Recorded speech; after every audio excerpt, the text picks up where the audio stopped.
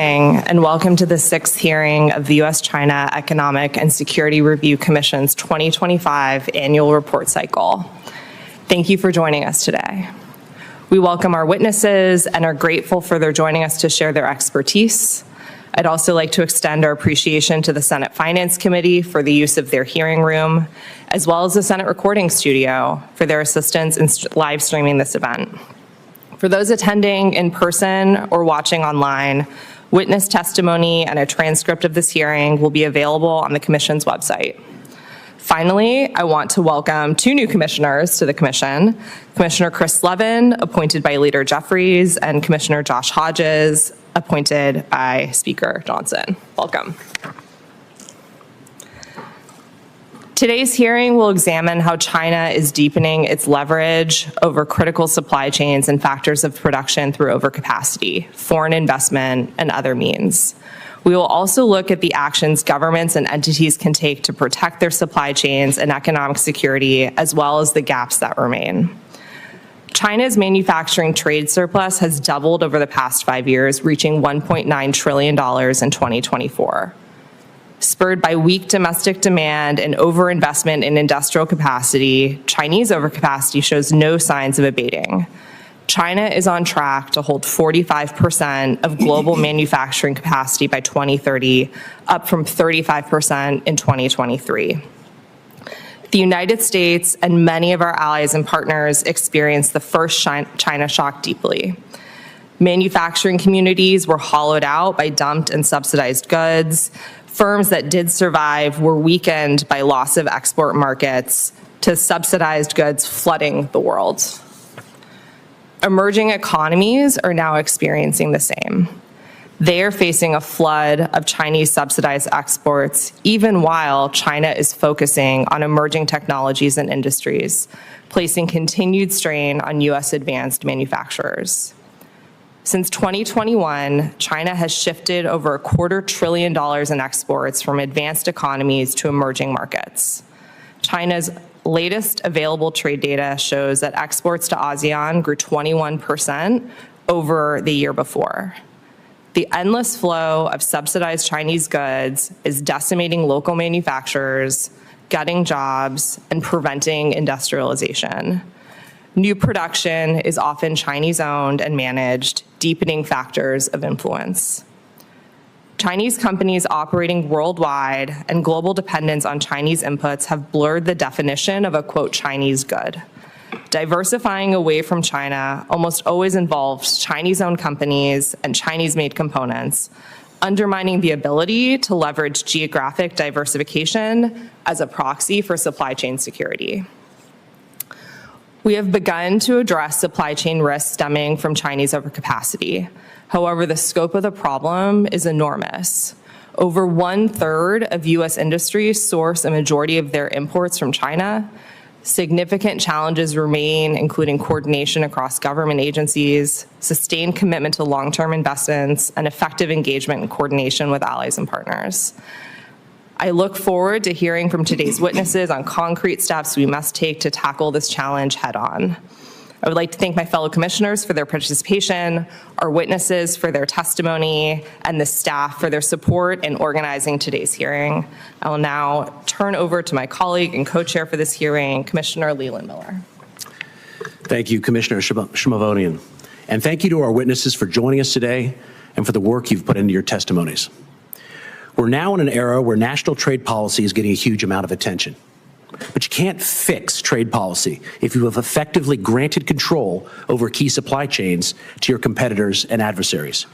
The United States today confronts the reality that the health of its economy and the resilience of its defense industrial base rely on critical supply chains that flow through China and are exposed to Chinese Communist Party leverage. China is the dominant and often sole supplier of inputs across numerous U.S. industries, particularly in the pharmaceutical and electronic sectors, which we'll focus on today. In printed circuit board fabrication, an often underappreciated but essential part of modern electronics, Chinese firms control over 2/3 of the global market. In pharmaceuticals, over 60% of all U.S. drugs contain key inputs from China as well as India, which itself is heavily reliant on Chinese chemical inputs. Control over these sectors grants Xi Jinping enormous leverage over our economy. The time to start acting was long ago, but now we're at the point where refusing to confront these issues head-on risks nothing short of a national security failure. China's recent restrictions on U.S. access to gallium, germanium, antimony, graphite, certain rare earths, and other critical minerals demonstrate Beijing's willingness to exercise its leverage. Tariffs may be a part of the solution, but a whole-of-government effort is needed to develop alternatives to these supply chain choke points. The consequences of inaction could be disastrous, and the impact will be seen not just in our economic data, but in our hospitals and pharmacies, in our military, and in all electronics that are crucial to the modern economy. Meanwhile, China is pursuing a deliberate strategy to deepen global reliance on its production. Witnesses will focus on two sectors, advanced pharmaceuticals and foundational semiconductors, also known as legacy chips, where Chinese industrial policies are starting to swamp us. And yet, exports of overcapacity in these sectors may look different than in the past. In advanced biopharmaceuticals, Chinese biopharma companies are reshaping supply chains not through production, but by licensing and contracting drugs developed within China's heavily state-subsidized industry. In foundational chips, Chinese-made semiconductors threaten to flood the U.S. market as components embedded in electronics, rather than simply competing chip for chip with U.S. firms. Nonetheless, with Chinese state-subsidized chip makers displacing foreign firms as suppliers to China's massive electronics industry, the consequence of this collapsing market will be felt all the same by U.S. chip companies and ultimately the broader economy. Bold and creative solutions are needed to resolve both long-standing supply chain vulnerabilities and these emerging areas. I look forward to insights and perspectives from our panelists on these important issues. Thank you, Commissioner Miller. Trade surplus system, challenging U.S.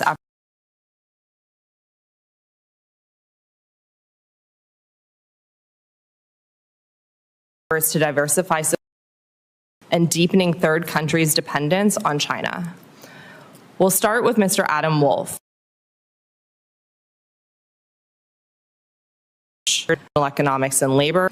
Ms. Todd will discuss how the United States can adapt its economic policy toolkit to address evolving threats from China's non-market policies and practices, along with additional measures to deal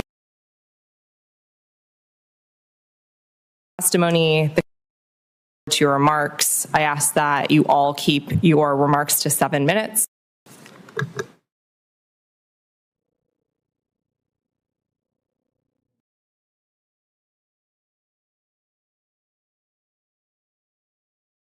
It's a bit of a surprise to be here talking China's integration into global value chains in the early 2000s resulted in some portion of U.S. manufacturing capacity being offshored to China.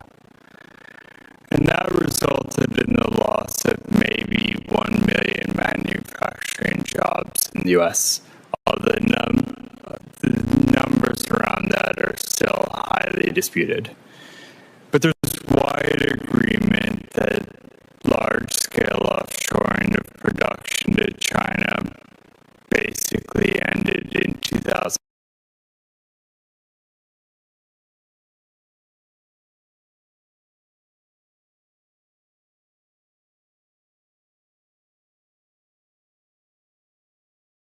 Disappeared after that. I think you're right to be having this hearing today, because if we shift our perspective from the U.S. labor market and look at China's manufacturing sector, then I think it's clear that some sort of new shock has been emerging since 2020.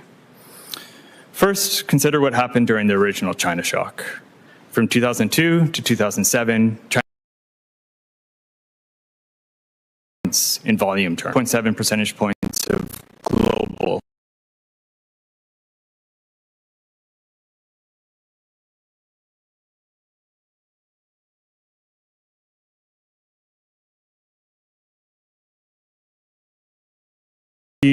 These dynamics all stalled or reversed. China's share of global exports stabilized, at least in volume terms.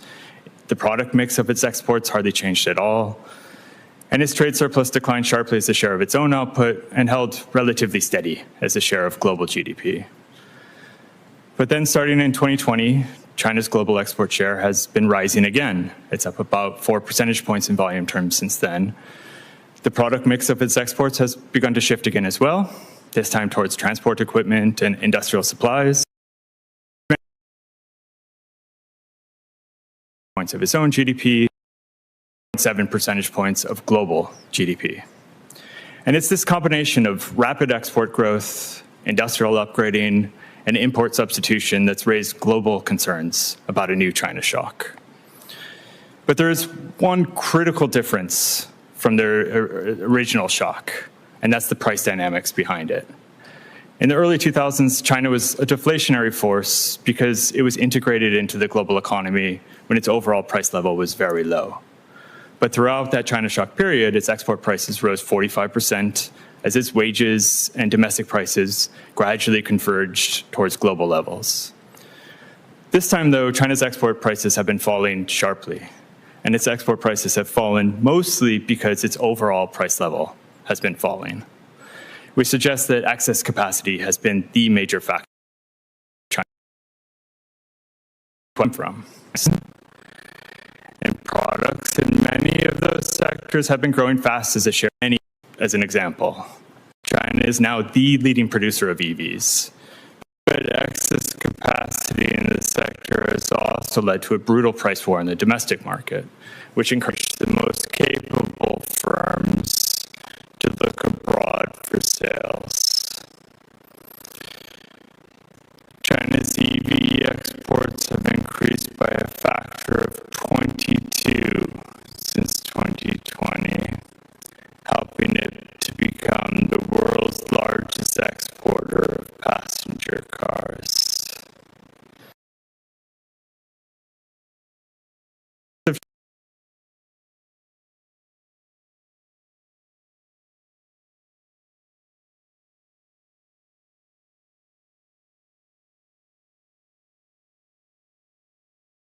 Electric motors, even larger glut of capacity for making ICE vehicles. It was also redirected. Bigger story. Of the increase in China's auto exports since 2020 has come from ICE vehicles. And this is a story that we see repeated over a number of different industries. Capacity that was almost entirely devoted to serving the domestic market before 2020 has been exports since then. Factor in domestic demand, its industrial policies to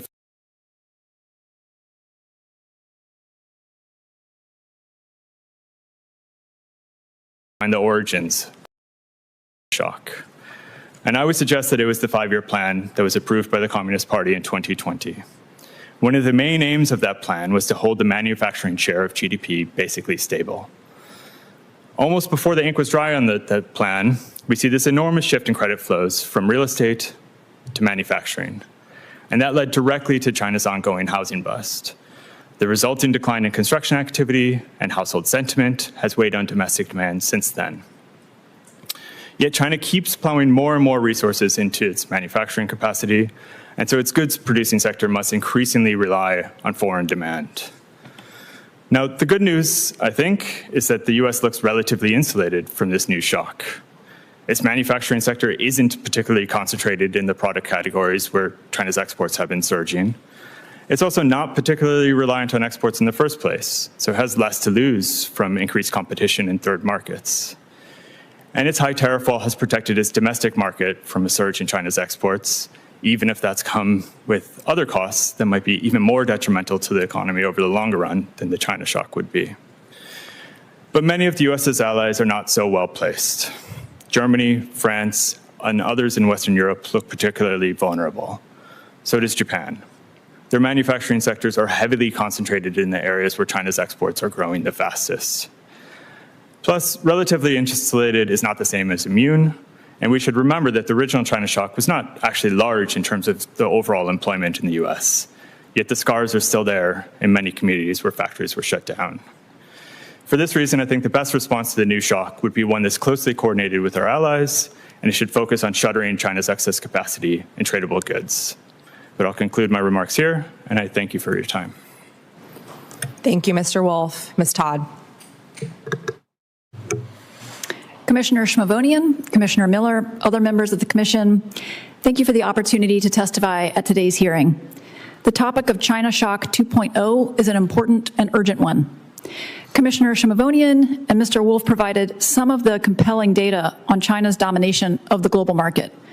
China achieves this dominance through its extensive non-market policies and practices, which undermine fair competition and create dependencies that can be weaponized. The consequences for U.S. supply chains have been significant. The United States is directly reliant on China for certain critical minerals, active pharmaceutical ingredients, clean energy technologies, certain machinery, and other goods, all of which, not coincidentally, overlap with China's designation of strategic and emerging sectors. These dependencies come with significant risks to our workers, our manufacturers, communities, defense industrial base, and more.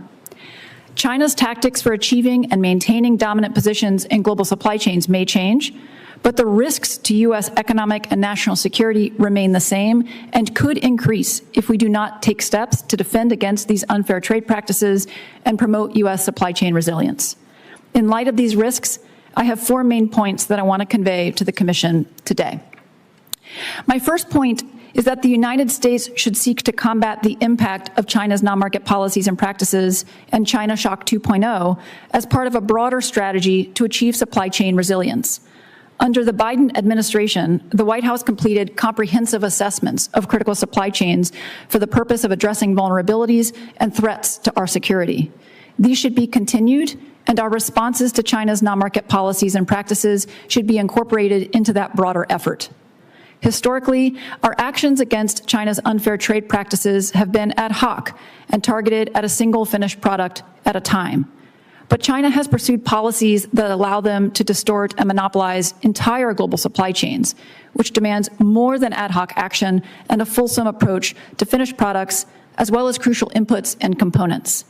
Additionally, in some cases, China's practices may be the primary cause for a supply chain dependency. But in other cases, reduced domestic capacity or limited supply of an input from another country could be the bigger issue. A broader resilience strategy will ensure we properly identify the supply chain risks and address them holistically.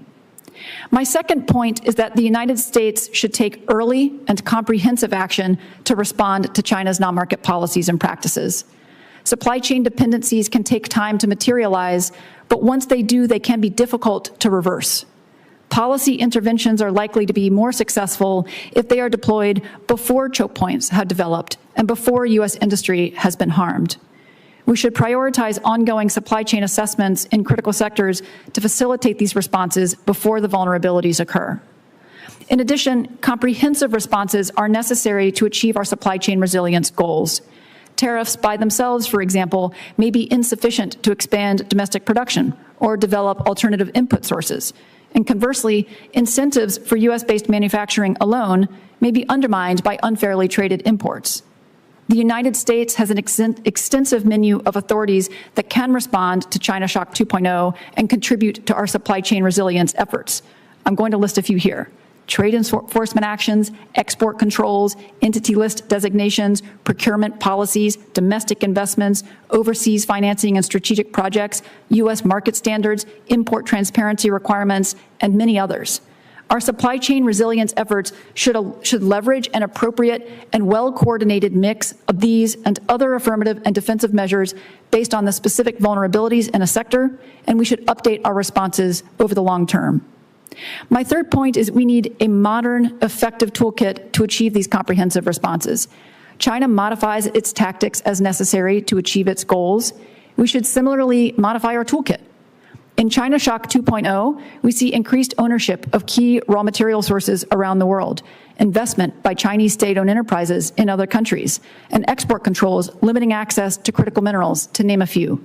These actions are no less threatening to our supply chain resilience than surges of Chinese imports in the U.S. market. Our toolkit needs to be able to respond more capably to the current threats and to future ones, too.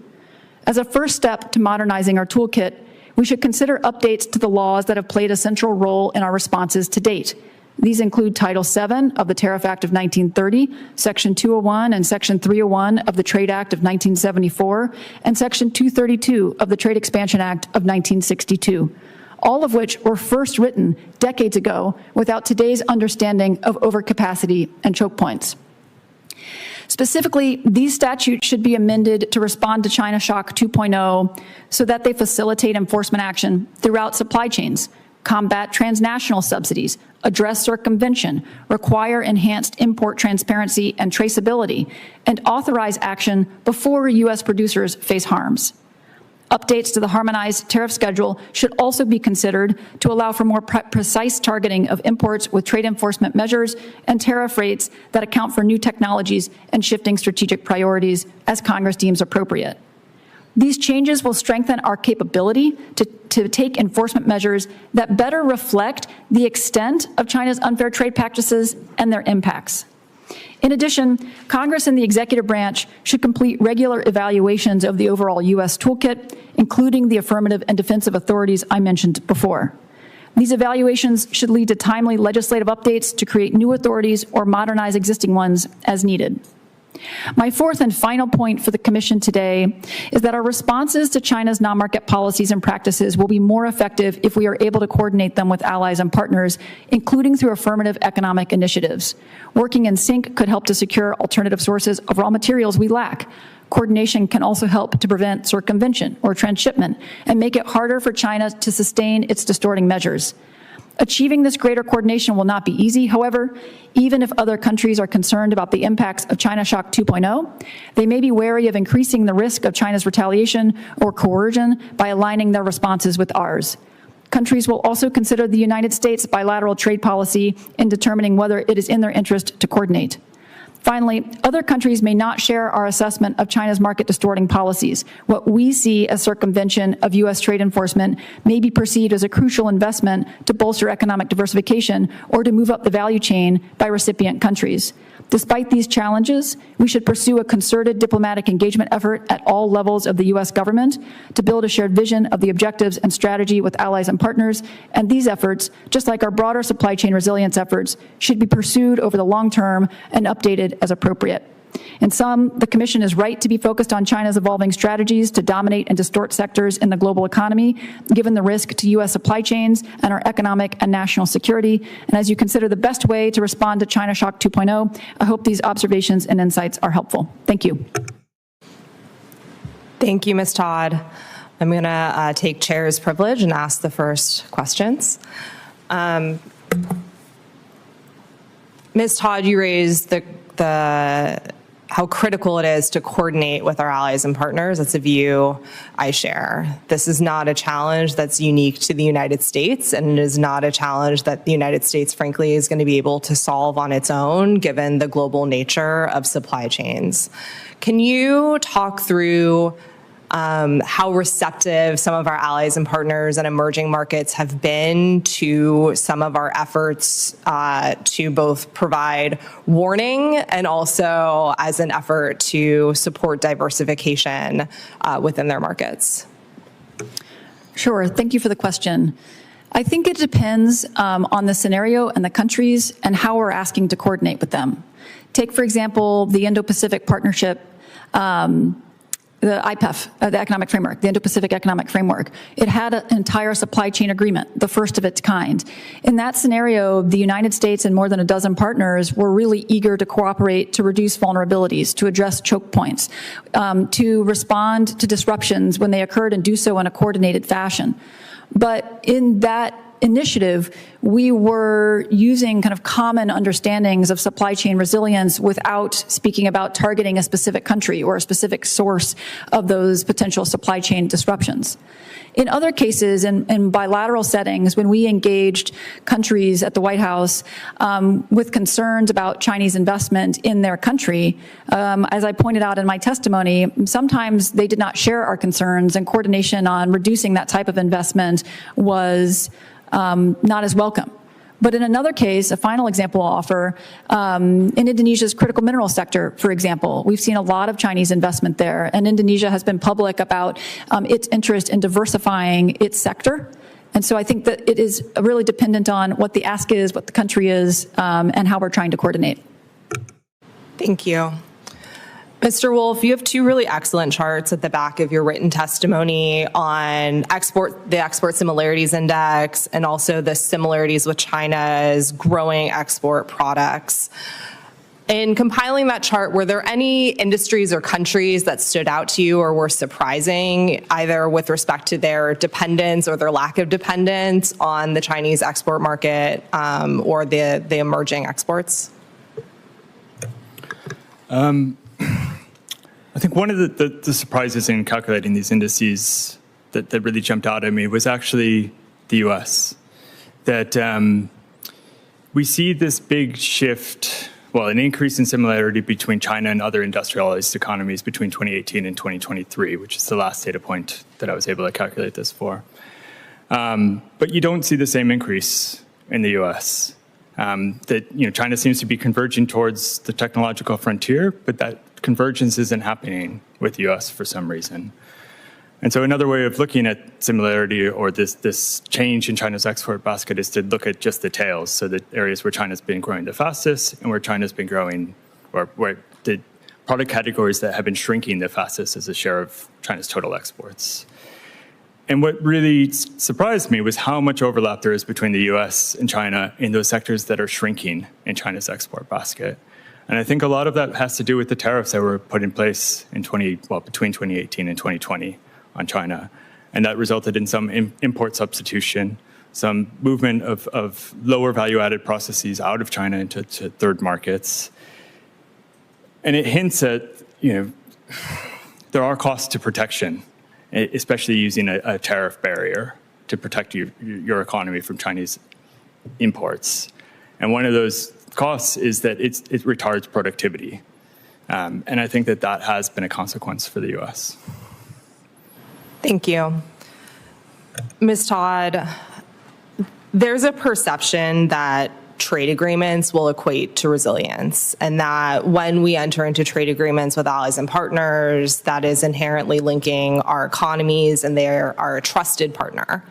But we both know that the devil's in the details, and when you have rules of origin that allow for half of content to come from outside of a trading region, you can actually invite a lot of inputs from non-market economies like China into the supply chain of products that are ultimately manufactured in a trade agreement partner. Do you have views on that challenge and ways we might be able to address that? Yeah, that's a really good question. I think it's important that when the United States is pursuing affirmative economic initiatives to deepen economic ties, to promote supply chain resilience with other partners, that we're guarding against backdoors that could undermine the preferences, targeted benefits to the ally that we're working with, and could provide opportunities for China to take advantage of some of those preferences. So I'm thinking about tariff reductions in past trade agreements or in preference programs. If you don't have strong rules of origin, you could see China start to erode some of the benefits to that partner, or certainly exact some of the harms that they may in other ways. There was a Market Economies Sourcing Act introduced by Senator Casey, and it may have been introduced, that would basically require trade agreements that came to Congress, that come to Congress and receive expedited consideration, to have rules of origin that prevent that from happening. I think that's a good idea. I think that and other ideas should be considered. Thank you. Mr. Miller. Thank you, Commissioner. Mr. Wolf, a lot of skeptics have continued to hammer away at this idea of overcapacity. They might grant that China is producing a lot. They'll probably grant that China is subsidizing a lot. They might grant that China is a manufacturing powerhouse and is on a linear path to dominate further. But they question the idea that this is overcapacity. One of the focuses of your testimony was on this issue of defining overcapacity. For policymakers who are not economists, Can you sort of boil down in layman's terms why this problem is overcapacity and it's not just good, smart business practices by Chinese firms? I suppose there's overcapacity can be in the eye of the beholder in many ways. So one argument against saying that China's problem is excess capacity is the idea that, well, the world actually needs a lot more green technology. So by definition, we can't have excess capacity in green technology because we need so much more of it. And it would be great if China could produce more. For certain industries, maybe that is true. Another argument against China or saying that the problem is excess capacity from China is that quite often its export margins are higher than its domestic sales margins. So the example I use in my testimony is for excavators, that there's a 30% margin for when the largest Chinese producers of excavators sell abroad versus about a 20% margin when they sell domestically. And so by that definition, it's not dumping excess capacity in international markets. This is just good business practice in pursuing the more profitable businesses. But I think it's hard to argue that China doesn't have a structural excess capacity issue when you look at China's own industrial data. So Chinese state-owned firms always produce a loss, and that loss was socialized by the state. And so that it's not surprising that we see losses in the state-owned companies. But what's changed is private firms. Before 2019, you never saw a year where more than 13% of large private industrial firms posted an annual loss.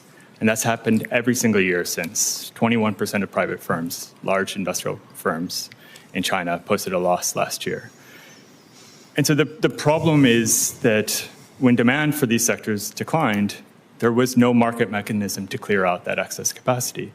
These companies are being kept alive by local government subsidies. And I think it's this loss of market discipline that's really contributed to the excess capacity problem in China and to this surge in ever cheaper exports coming out of China. Because the best firms in those markets now have an even larger incentive to look abroad for sales. And I think it's probably that metric that really highlights the issue of excess capacity, that firms can no longer make a profit in the domestic market in China. Thank you. Carrying on that thread, in your recommendation section, you say the goal should be to increase China's domestic absorption of its industrial production and to encourage the shuttering of loss-making businesses in sectors with clear signs of excess capacity. I certainly agree with that statement. I want to ask you about the word encourage.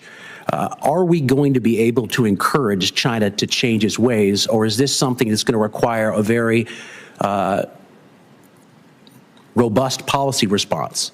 And Ms. Todd, you're welcome to answer that too if you'd like afterwards. I think the ship has sailed in a lot of Chinese industrial policies.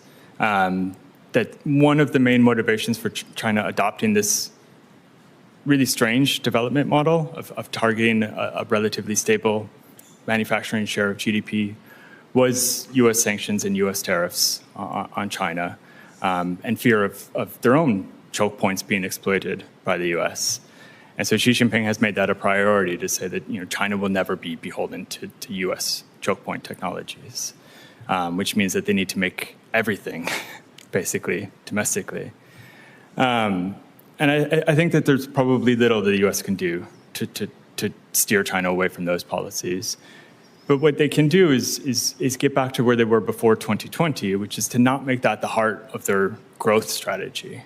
That can be their industrial strategy, but if they can return China to where it was before 2020, where enlarging the service sector as a share of aggregate GDP was one of the top economic targets, that should increase the domestic absorption ratio. It would increase China's employment as well and make households in a better position to purchase Chinese goods and goods from abroad as well. So I think that there's probably some flexibility about the overall economic objectives, even if there's no flexibility on kind of industrial policies at this point. Okay. I'll just add briefly that the Biden administration at very high levels did speak to President Xi and other Chinese government officials about the need to reshape their economy around more of a consumption model, and it was a difficult conversation to have. And my understanding of those exchanges was that they were not receptive to it from the highest levels. Thank you. Thank you. Commissioner Freeberg. Thank you very much, and thanks both of you for your excellent statements. I wanted to pick up where Commissioner Miller's question left off. I mean, it would seem as if trying to persuade China to change its policies in the ways that you described, Mr. Todd, is something that we've attempted and failed at doing for decades now. And in light of that fact, wouldn't it be correct to say that the only way of applying the kind of pressure that might produce a change is to assemble some kind of unified tariff wall around China that prevents it from pouring out all of this excess capacity? What's the alternative to that, Mr. Wolf? I think that there would be great challenges to constructing a unified tariff wall around China for a number of reasons. One is that I think the most important reason, I think, is that the majority of China's exports now go to other emerging markets, at least directly. Some of those are, repackaged and shipped to developed markets afterwards. But most of even final demand now is going to other emerging markets. Other emerging markets do not have the same concerns about excess capacity in higher value-added categories that developed markets tend to have in China. They actually welcome much cheaper capital goods and industrial inputs from China that they would otherwise be sourcing from more expensive developed market economies. And so in that sense, I think it's probably not plausible that we'd be able to construct this unified tariff wall around China or an effective tariff wall around China. But I do think that it is possible, but even in those economies, there's a shared concern about excess capacity and the continuous lowering of China's export prices over the past few years. And you can see this in the number of anti-dumping disputes that were filed against China last year, with 2/3 of those coming from other emerging markets. And so I think that there is scope for a broad coalition that puts pressure on China to shutter some of this excess capacity. And within China's central government, there's probably some scope to be willing to listen to that. The problem would be an internal domestic problem between the local governments and the central government, where the central government is trying to create a national unified market, which would include the shuttering of the least productive producers in certain industries. But local governments have strongly resisted that pressure, and I think that will continue. Thank you. Ms. Todd. I agree with the premise that engagement with China is unlikely to change the trajectory that they are on or that our supply chains are on. I still think engagement can be important, but I do think that our responses to the threats from China Shock 2.0 and their overall industrial strategy needs to be really comprehensive. I think tariffs can be an important part of that, but sometimes tariffs are not the right tool. Let's say, we really need rare earth minerals from China. A tariff on those rare earth minerals may not be the right solution in that case. We need to find alternative sources of rare earth minerals and develop supply chains around those alternative sources. And tariffs could potentially help to and complement those efforts. But a tariff wall by itself, I think, won't achieve the broader supply chain resilience goals. Okay. Thank you. Ms. Todd, I wanted to ask you, you in your testimony, and you mentioned it just now, made the point that U.S. trade laws are outdated in many respects, and they need to change to require, as you said, enhanced import transparency and traceability and to address circumvention. How exactly do you propose to do that? Well, this could be quite a weedy topic, so I'll try to give an overview. But we don't actually have a lot of requirements on transparency or traceability for imports. and broader requirements on where materials come from, their sourcing. As Commissioner Shmavonian mentioned, it can be hard to tell where a product is coming from, and that may make it harder for us to impose trade measures that are effective. So import traceability and requiring importers to disclose a supply chain of a product, I think, would be helpful. Circumvention, we did develop circumvention procedures for Title VII of the 1930 Trade Act, but they do not exist across the board of the trade statutes. And that's one thing that we could do to kind of level up the other statutes that don't have those procedures, because I do think circumvention will continue to be a problem. So those are just two examples, but there are many others, other ways that we could modernize those laws as well. Thank you. Commissioner Goodwin. Thank you, Madam Chair, and my appreciation to both of you for your time today. Mr. Wolf, I want to return to your answer to Commissioner Freeberg's question about coordinating with these emerging markets and trying to craft some sort of comprehensive coordinated response. In your testimony, you talked about the fact that many of the same emerging markets that are concerned about job losses and the shock on their economies and have in fact filed these anti-dumping claims also remain interested in attracting Chinese investment and attracting Chinese production facilities to their countries. So just talk a little bit more about that dynamic, how they reconcile that tension internally, and then also, I assume it differs sector to sector, product to product. Yeah, I think that the emerging market response to this new China shock is a complicated one because it brings benefits and it brings huge costs as well. So if you look at the anti-dumping disputes that have been filed by emerging markets, they're mostly focused at very low value-added manufacturing sectors, things like synthetic textiles, various low value-added metal products and things like that, where there are companies that produce that stuff domestically, have produced that stuff domestically for a long time, and have been a source of employment for these emerging markets. And now those industries are being crushed because Chinese prices keep coming down for these sectors.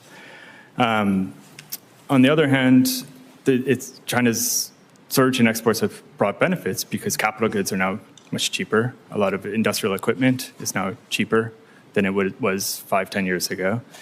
And so they've welcomed that type of export surge, and they haven't complained about any of that type of stuff to China. India being an exception to the rule. The other benefits that China has seen is that U.S. tariffs in particular have encouraged final production to move out of China, and getting final production is the lowest value-added step in any global value chain, but integrating into a global value chain is itself productivity enhancing for an emerging market and gives an opportunity to move up the value-added ladder from there. And so they've welcomed those investments from China. And so I think that it's, while they have concerns that overlap with the U.S., that overlap is a pretty limited area for the U.S. and emerging markets to engage on. Great. Thank you. Ms. Todd, also to follow up on Commissioner Freeberg's question to you about building resiliency and having that be our overarching strategic objective. Instead of trying to convince PRC to change its behavior, what do we do to build resilience into our system and into our supply chains and the global value chains? You talked in your written testimony about a lot of the incentives and efforts and initiatives that were undertaken in the Inflation Reduction Act in the context of EVs. Investing in manufacturing, investing in mining and refining, and even on the demand side. The tax credit, which is now in jeopardy of being eliminated. Those steps that were taken were significant, but were they even enough? There have been, as we discussed at our last hearing on energy, a series of announcements closing some of these battery manufacturing facilities just in the past few months.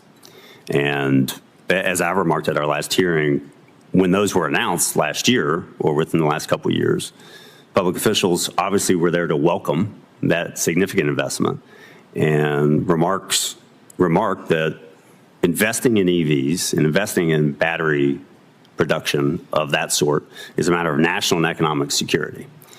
If it is, and if you agree with that sentiment, don't we need to do more on the demand side? So I do agree with that sentiment.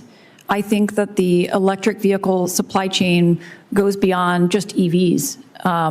Grid storage, batteries, technology in general for electrification of vehicles. It has broader applications throughout our manufacturing sector. And I think that the United States global competitiveness will really be strengthened if we are also leaders in the EV sector. I think that it is an open question whether or not the bucket of EV, the whole package of EV and electric vehicle supply chain policy responses made by the Biden administration were enough. I know they were more that were done before, but I want to pick up on one of your specific points, and that is that we really do need to have, in addition to supply, demand as well. We really need to create an ecosystem that will support an entire supply chain. That's what will make our policies most sustainable over time, which is why in my testimony, I'm advocating for a comprehensive approach, because just taking a one-off type of a policy solution may not get those long-lasting results. But to your broader point about some of the battery plants closing, that may be early indications that we haven't achieved scale of these policies yet. And I think it's an important reminder that China actually has scale. It has manufacturing scale, it has policy intervention scale, and one of the things that the United States, I think, should do to achieve supply chain resilience is have a similar scale of policy interventions, not necessarily, and certainly not non-market interventions like China does, but we need to pursue this goal with the same amount of vigor to have the same amount of results. Thank you. Thank you. Commissioner Hodges. Hey, good morning. I want to focus on resiliency versus dominance. And in my view, it's been more than 5 years since the majority of people began to wake up to the supply chain risks. So my questions for you today are, would you say the United States or Europe has meaningfully changed the dynamics over the past 5 years on those known risks? Are we more resilient today than we were in 2020? Are we successfully competing at any level? It's a question for both of you. Okay, I like these questions. I do think we have meaningfully changed in a few ways. I think the awareness of the private sector, of the government, both in our country and among our allies and partners, is heightened. And in many cases, we were leaders on that. We were convincing our allies and partners that there were global supply chain risks because of China's dominance of sectors that they were slow to wake up to. So I think we have greater awareness. I think we have a greater understanding of our supply chains, and an understanding of our supply chains is essential to crafting good policies. But I think we are not where we need to be in terms of resilience. I think some of the panelists later today in your hearing will expose a lot of the vulnerabilities that still exist. And I think that we are, in today's hearing, talking about China Shock 2.0, and we need to be prepared to respond to that. But we also have to do more to prepare for the future China shocks. I think we're not where we need to be on that front. Yeah. Just to follow up on that, Nora, on the sort of one of the things I've heard as I've talked to businesses and companies overseas and here in the U.S. is China's financing is much faster, much more nimble. There's much more of it. How would you rate the current sort of U.S. government financing mechanisms to create and generate ability to compete with China? I'm not an expert on all of the U.S. financing programs, but I'll go back to my comment to Commissioner Goodwin on scale. In addition to scale of policy interventions, China also has speed, and we neither have scale nor speed. And we do need to get better at that in financing and in other ways so that we're not always after the fact trying to address a vulnerability and repair the harms from it, that we're getting ahead of the problem. Thank you. And Adam, reading your testimony, and this could be just interpretation on my part, so please correct me, but it almost comes across as, why bother, why fight it, we can't out-China China. We can't tariff, according to sort of one of your answers previously. What, in your opinion, do you agree, or what do you view as sort of the best approach to actually combat this and take a sort of a medium to long-term approach to actually do something about it to get us back in the game? Well, I do think trying to out-China China is a losing strategy. That America should play to its strengths, and really the concern between China and the U.S. is less about this kind of excess capacity in legacy industries and much more about the industries of the future.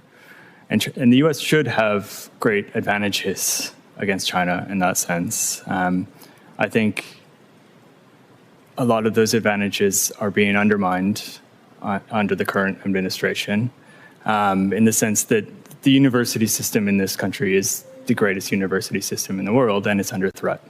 Research and development spending in this country is higher than any other country in the world, and the share of that spending on basic research is higher than any other country in the world.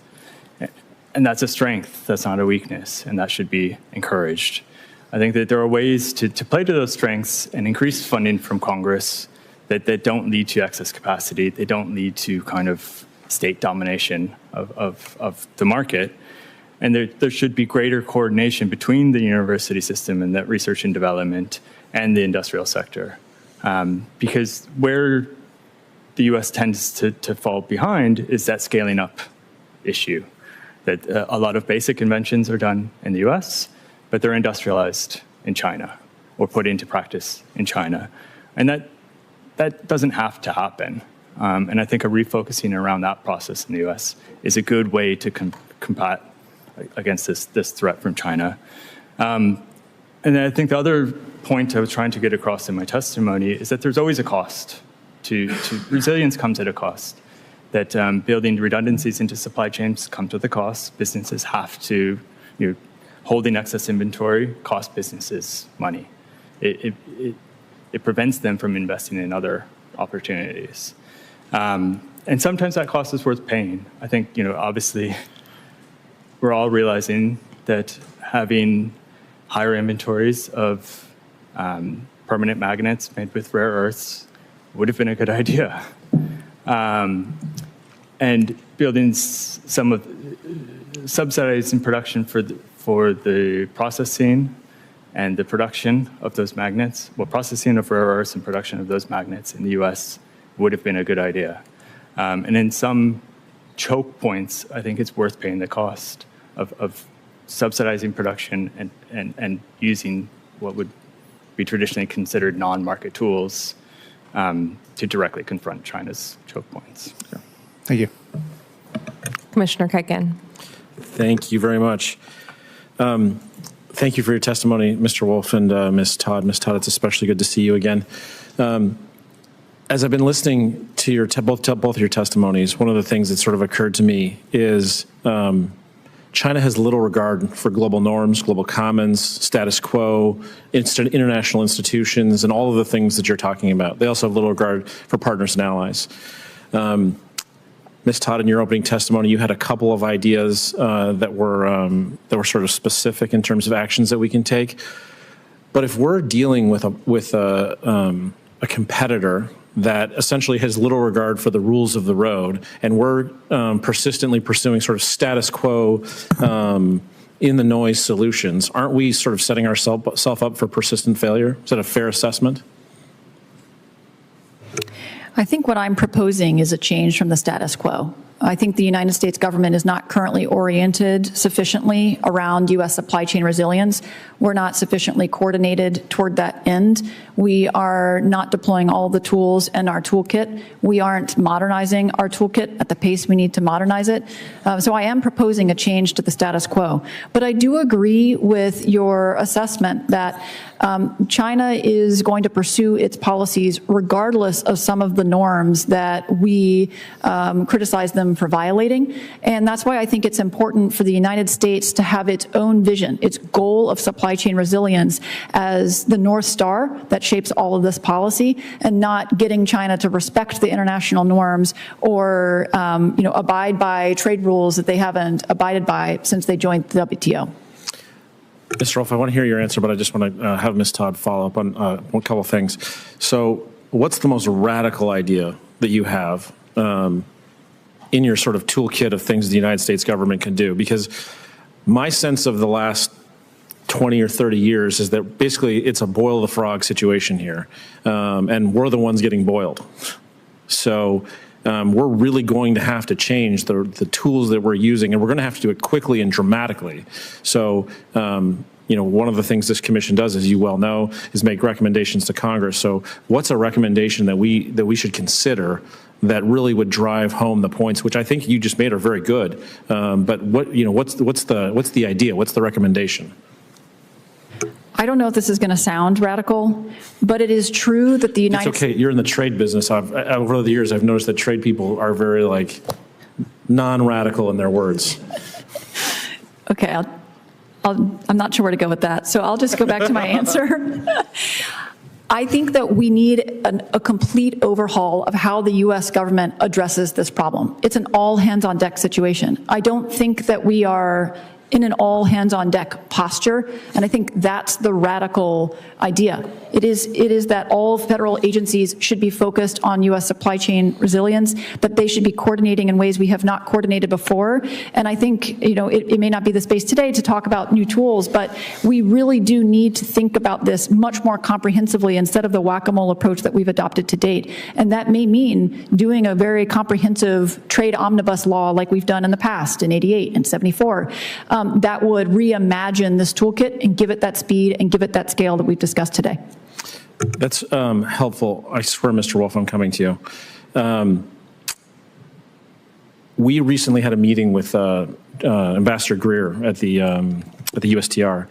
One of the things that I did not realize is that there's only a few hundred people that work there.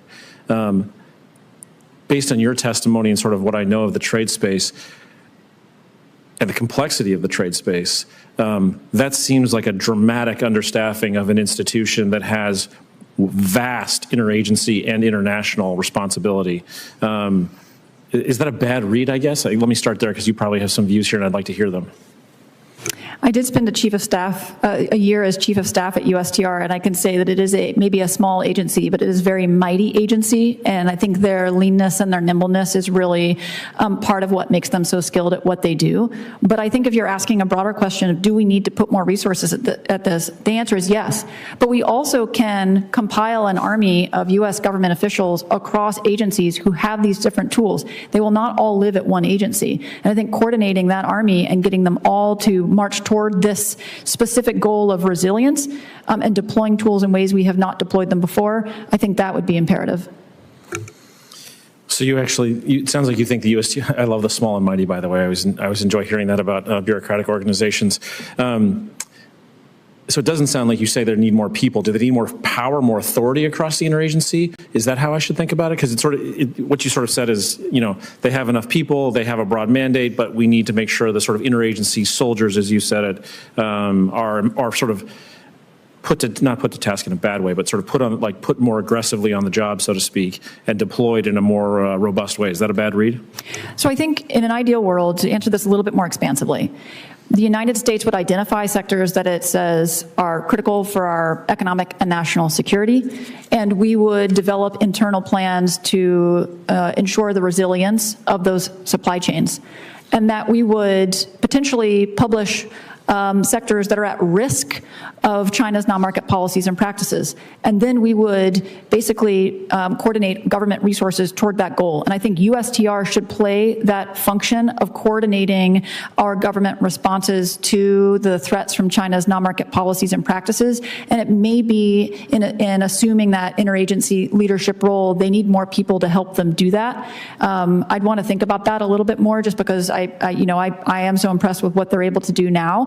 But that means that state and commerce and treasury and export-import bank and the Department of Energy, they all need to be part of that interagency group, and it needs to be like a tiger team type setting. We need to be having regularized assessments of the policies we've put in place. We need to have regularized meetings with private sector to discuss better coordination.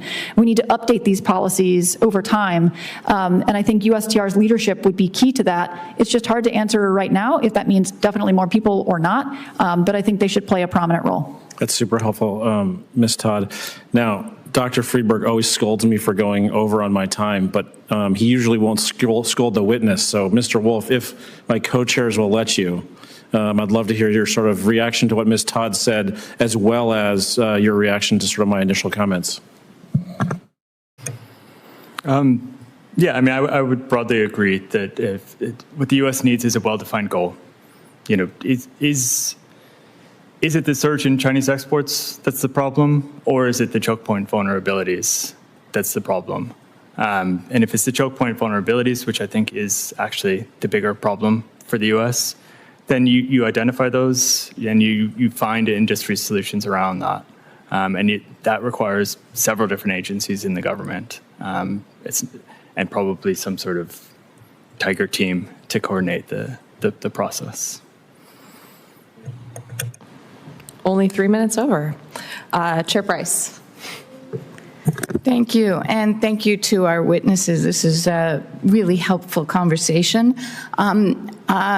My colleagues have asked many of the questions that I had wanted to ask, so I'm just going to drill down deeper on some of them. So, Mr. Wolf, you talk about in your testimony that China isn't going to change where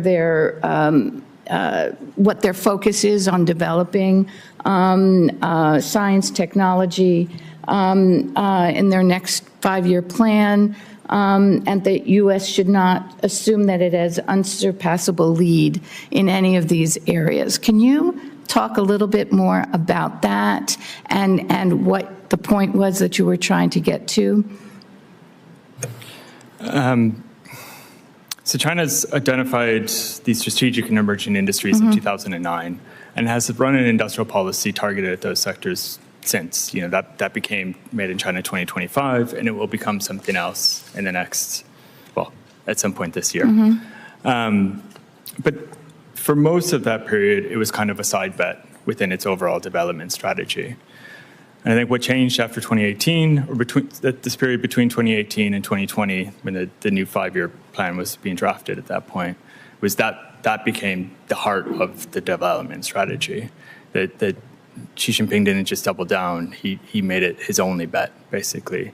That technology would solve all of China's problems. If China became the technological leader, it would solve all of its international problems as well, because China would no longer be in a position where the U.S. can dictate terms to China. At that point. And I don't think that Xi Jinping is going to reverse that bet at this point. If anything, it looks like they're leaning further into that strategy. And in some ways, China is at a disadvantage. And in some ways, its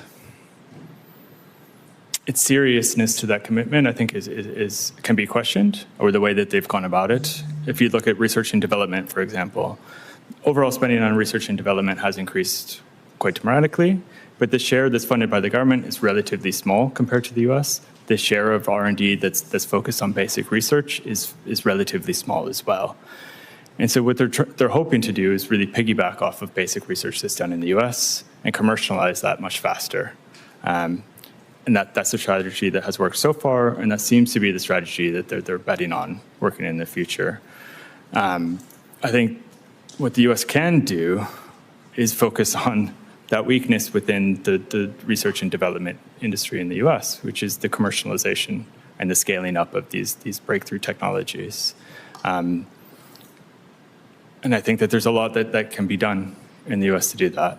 Unfortunately, we seem to be moving in the opposite direction over the past few months. So give me, for instance, on when you say there's a lot the U.S. can do. Well, when the basic research is done at a university or in a university-affiliated lab, the handoff to the industry is usually the weak point in U.S. development. So when it goes from more research and towards more product development, is kind of the weak point, and that's China's strong point in this kind of innovation chain. And so I think the area that the government can play in that is to facilitate that handoff. And sometimes that can be buying commitments.Maybe the Department of Defense, for example, makes a commitment to buy a certain number of products if the technology works as expected, or other parts of the government can make that buying commitment. Other times, maybe it's some sort of product subsidy, but it's reducing the uncertainty for the business sector in making a big bet on a new technology.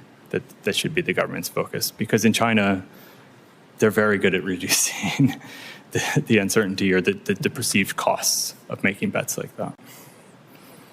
Thank you. That was actually very helpful. Ms. Todd, I was going to ask you, after Commissioner Kuiken's question about the one big idea, my questions were really to drill down on some of those other ideas. Now, you've answered some of them. Any others you have on the table? I think that part of the issue with our approach to policy right now is that we really aren't thinking long-term. So I talked about scale, I talked about coordination, talked about speed, but let's take increasing supply chain resilience around certain critical minerals, which could be important inputs for a variety of end products.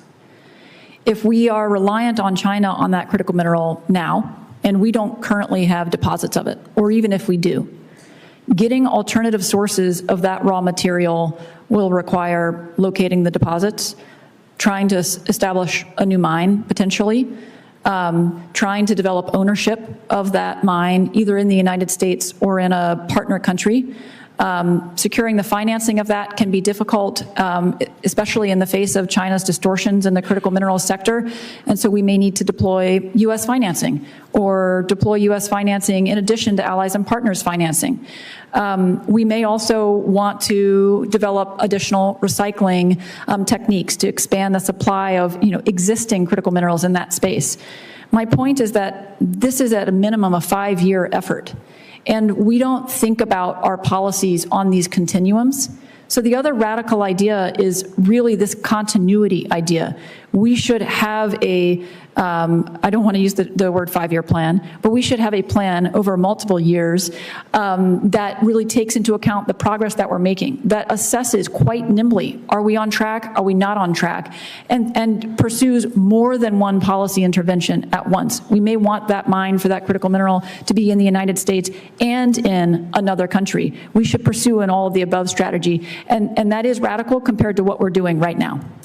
Thank you very much. Thank you. Vice Chair Shriver. Thank you, Madam Chair.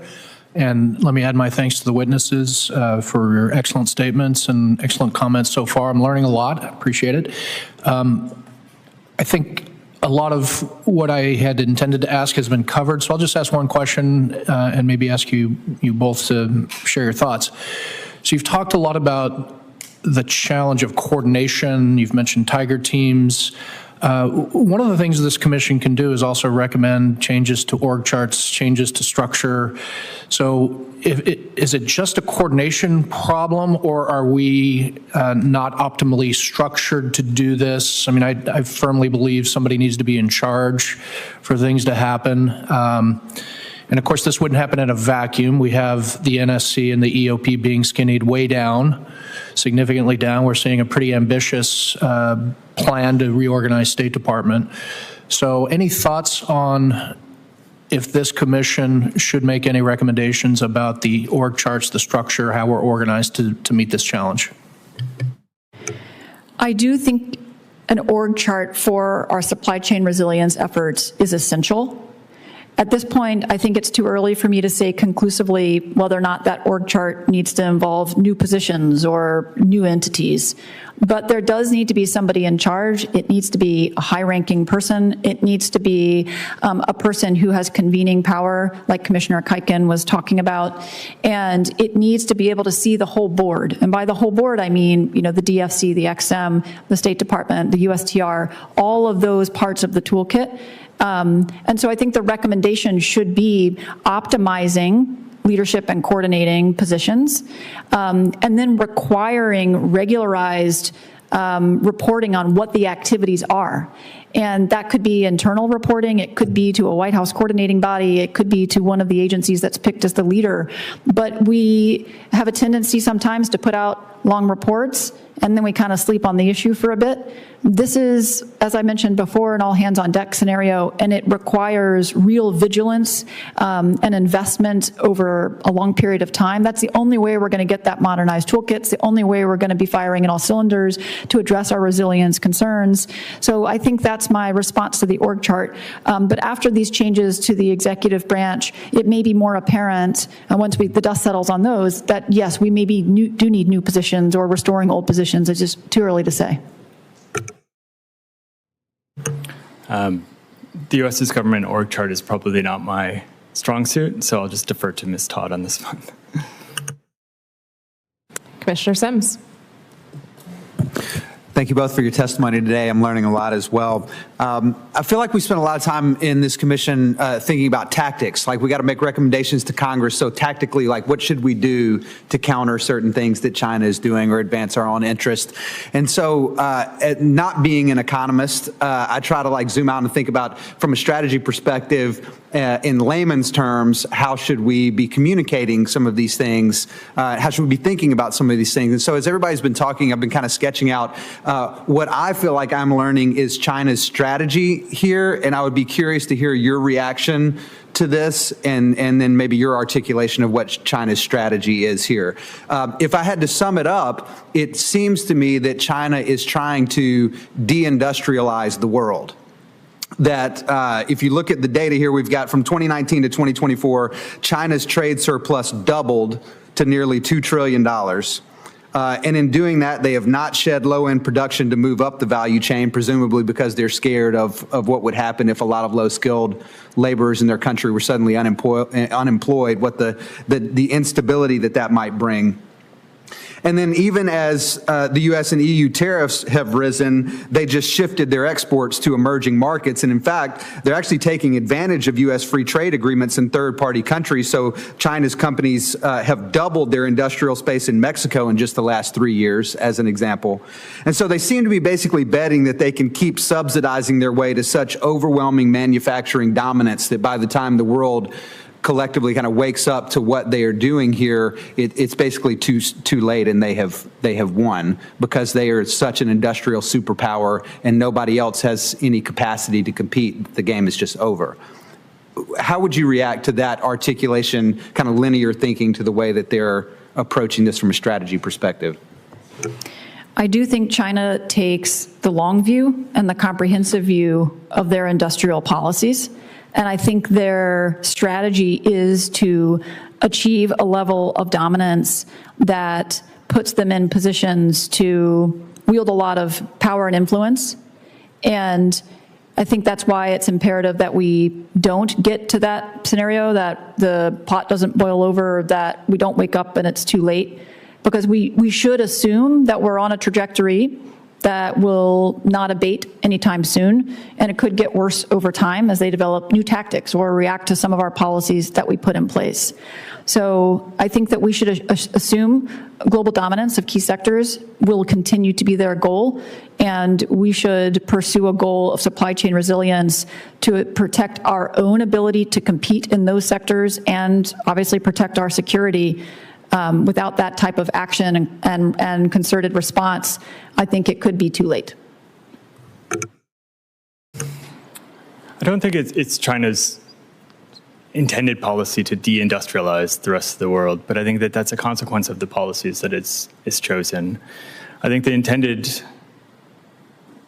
intention of the policy is basically to make China less reliant on the rest of the world and increase the rest of the world's reliance on China. And that's through kind of choke point technologies, in the sense that China's been trying to minimize U.S. choke points over its economy while increasing its control of critical choke points for the rest of the world, including the U.S.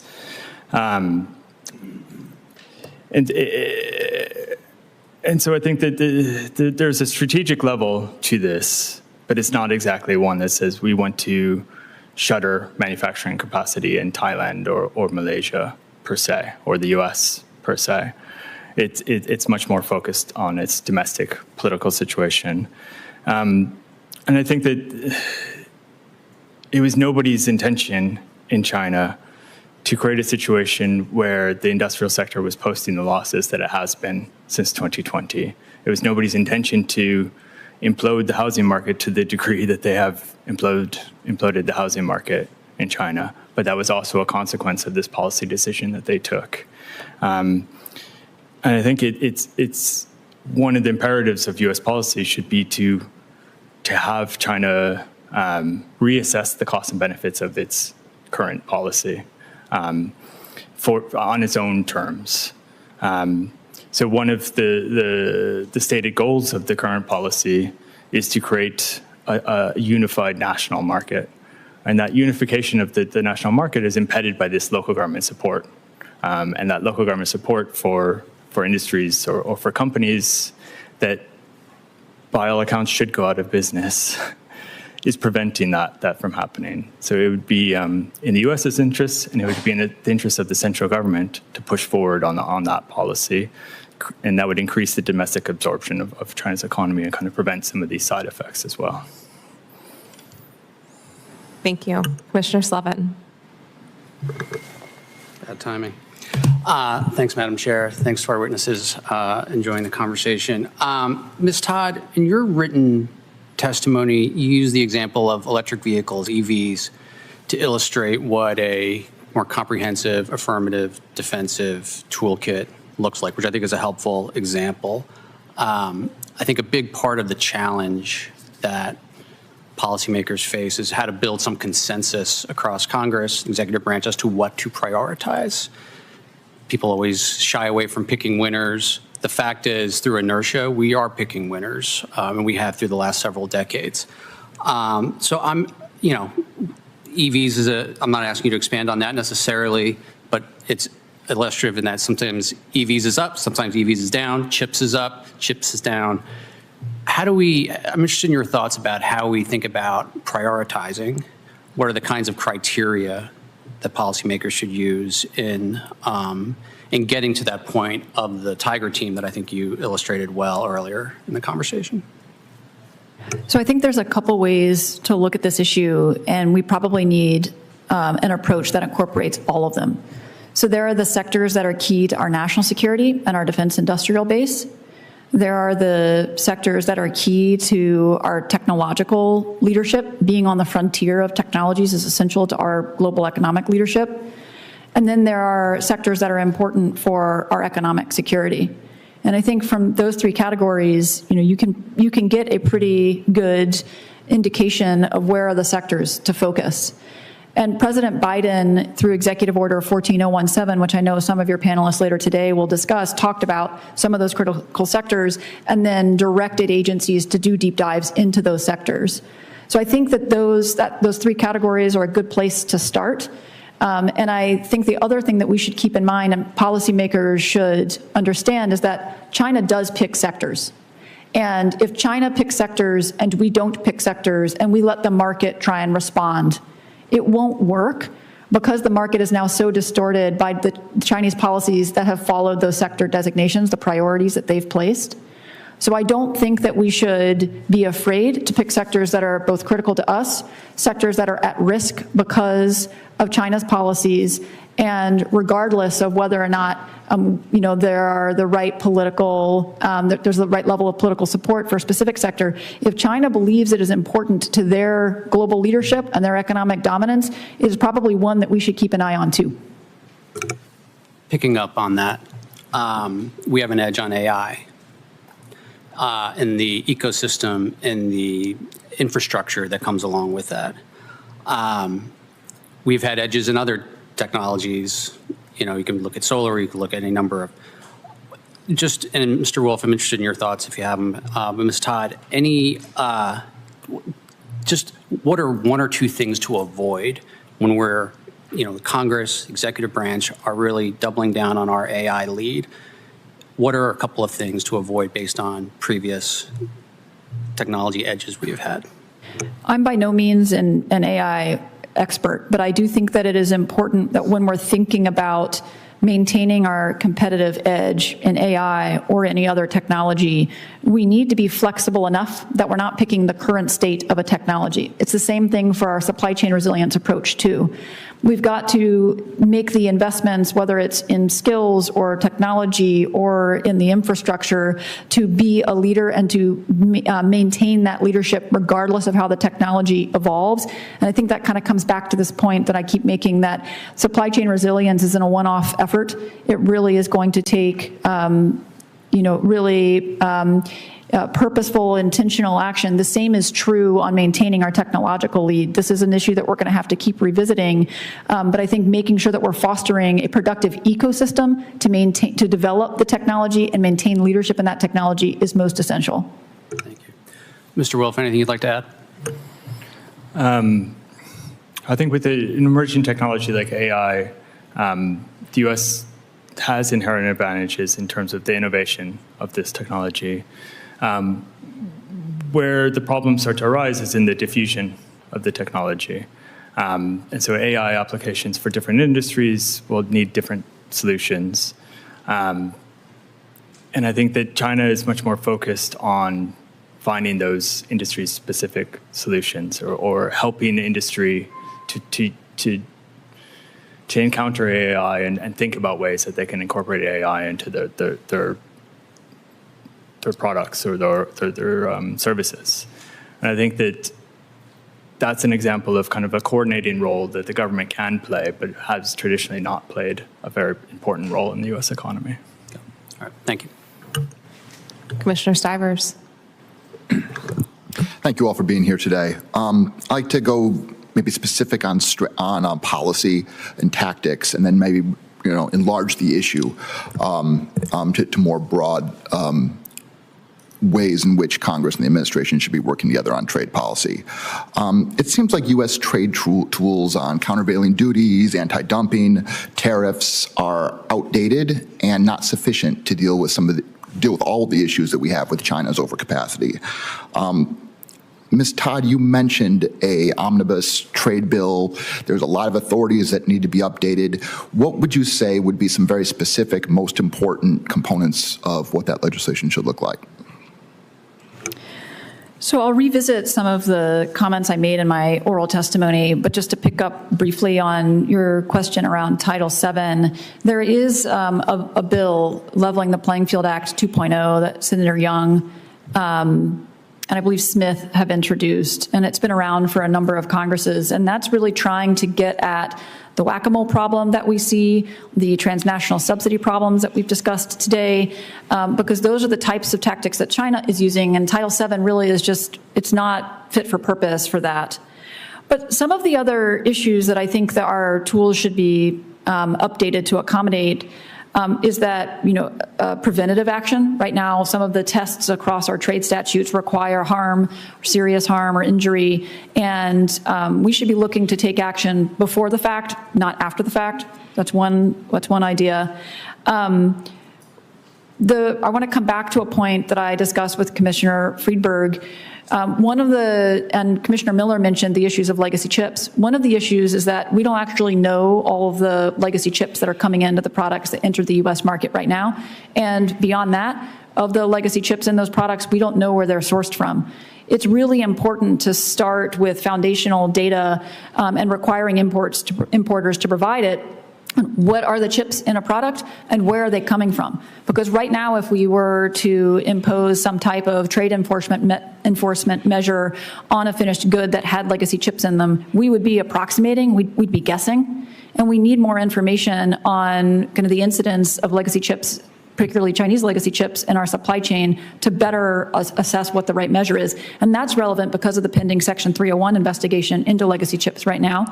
Our trade tools really aren't intended in their current state to help us get that data and to have access to it really quickly. And the last thing I'll mention is that transnational subsidies and Chinese ownership and investment, this kind of gets back to the information point, but it's also how do we direct our trade measures if China is going to move its production around. Our trade tools were designed to, in their current versions, to address a product from a country. But if the Chinese factory moves to Mexico and our tariffs are still kind of facing Chinese imports, it won't get at that import from Mexico that may be just as unfairly traded. Those are some examples. Appreciate that. I'd like to enlarge the issue to talk about the role of Congress in China trade policy. Since Congress ushered in China Shock 1.0 with the passage of PNTR and China's WTO accession, it's been largely missing in action when it comes to China trade issues. There's been some smaller bills that have passed over the years, but it's been largely the administration driving trade with China and trade generally. Ms. Todd, you have extensive experience in the administration at high levels and in Congress. Our job as a commission is to convince, persuade Congress to act on these trade issues, and both substantively and in terms of the balance between the executive and legislative branches. Can you talk a little bit about why it's important theoretically for Congress to be acting in terms of the effectiveness and sustainability and the bipartisanship of trade policy, especially regarding China and supply chain resilience? Sure, it's a good question. I think it starts with the issue we were just discussing. Our laws need to be updated, and only Congress can do that. Obviously, there has been growing political sensitivities around trade policy overall, but there is pretty significant consensus around the threat that China's non-market policies and practices pose to our supply chains.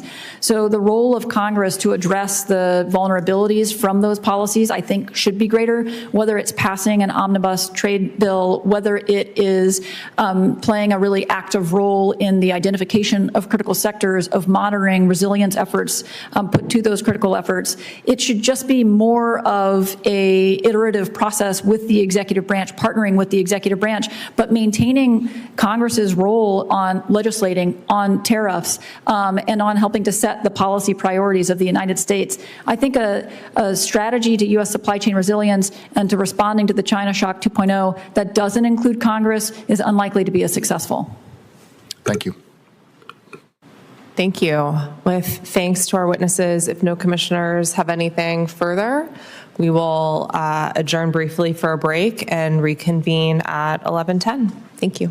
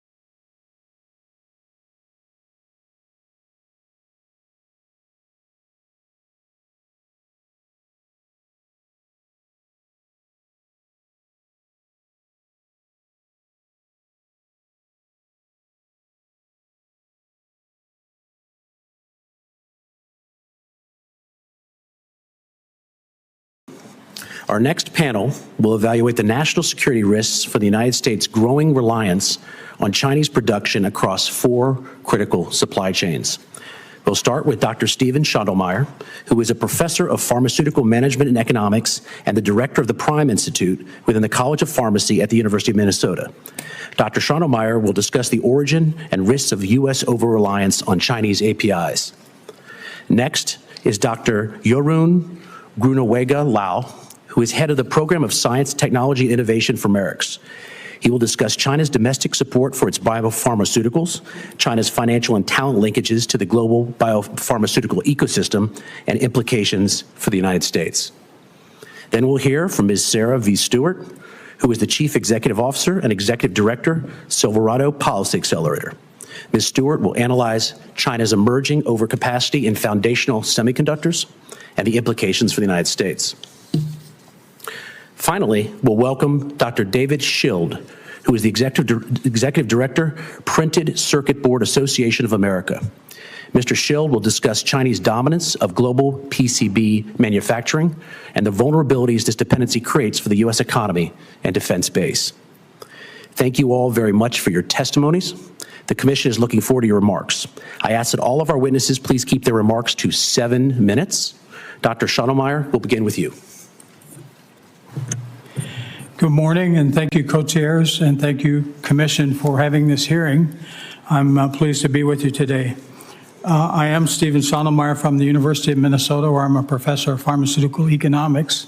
But I will tell you, I'm here to represent my own views, not the university necessarily. I'm talking about the pharmaceutical sector. And first, I want to give you just a quick few points on the landscape of pharmaceuticals themselves. All of us, everyone in America, either has used or will use drugs in their lifetime, prescription drugs, appropriately, and they help us. They're life-changing sometimes and are very important and valuable to us. Drugs can affect the quality of life. They can affect the extension of life or even save a life at times. Last year, there were 215 billion days of therapy. That's people taking one medicine each day, 215 billion days of therapy consumed in America. That's a lot of medications, and those, for the most part, help people and help improve their lives. There were 7 billion prescriptions that contained those doses. Now, keep in mind that the U.S. is about 4.2% of the world's population, but we account for 40% of the spend on prescription drugs. So 4% of the people account for 40% of the spend on prescription drugs. Now, you might ask, so why is that differential there? Why are we so high in proportion to the rest of the world? Part of it is we use and utilize drugs a bit more than other countries. And part of it is we do, for the most part, have the highest prices in the world for our brand name pharmaceuticals. The opposite is true for generics. Our generic prices are usually lower than the prices in Europe for prescription drugs. And that kind of sets up one point I want to make here at the beginning. When we talk about the pharmaceutical industry, it isn't just one sector. It really is multiple sectors, and they are very different. The brand name pharmaceutical sector, or the intellectual property protected sector, behaves very differently than the generic sector, and that behaves differently than a third sector that's emerging, which is sort of biologicals and vaccines. So first, keep in mind when you're looking at pharmaceuticals, which of those buckets are you talking about, and realize they behave and their economics are very different as well. In the U.S., 90% of all of those prescriptions I talked about are filled with generics or biosimilars. That is, drugs that are guaranteed or at least asserted by the FDA to be equivalent to the original product. So 90%, 9 out of 10 prescriptions are filled with a generic. So they're the vast majority of the meds that we use every day. But they only account for about 13% of the expenditures in the U.S. marketplace.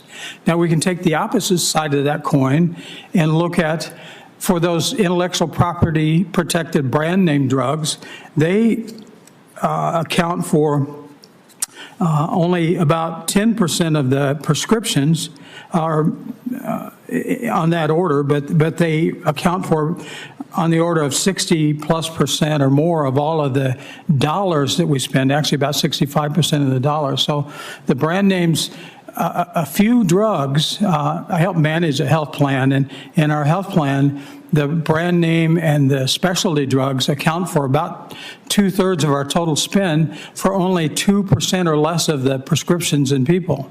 So I'm not saying that's good or bad. That's the structure of the market. That's the economics and the way it works right now. So keep in mind, we need different measures when we want to look at the share of markets for generics versus brand.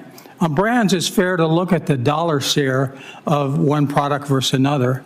But if we're looking at generics and the impact it has on the American population, it isn't appropriate to look at the dollars spent on them and compare that to the brand names, because it'll tell you that the brand names that only 2% of the people use are far more important than the generics that 90% of the people use. So keep in mind which sector you're looking at, what's the most appropriate measure.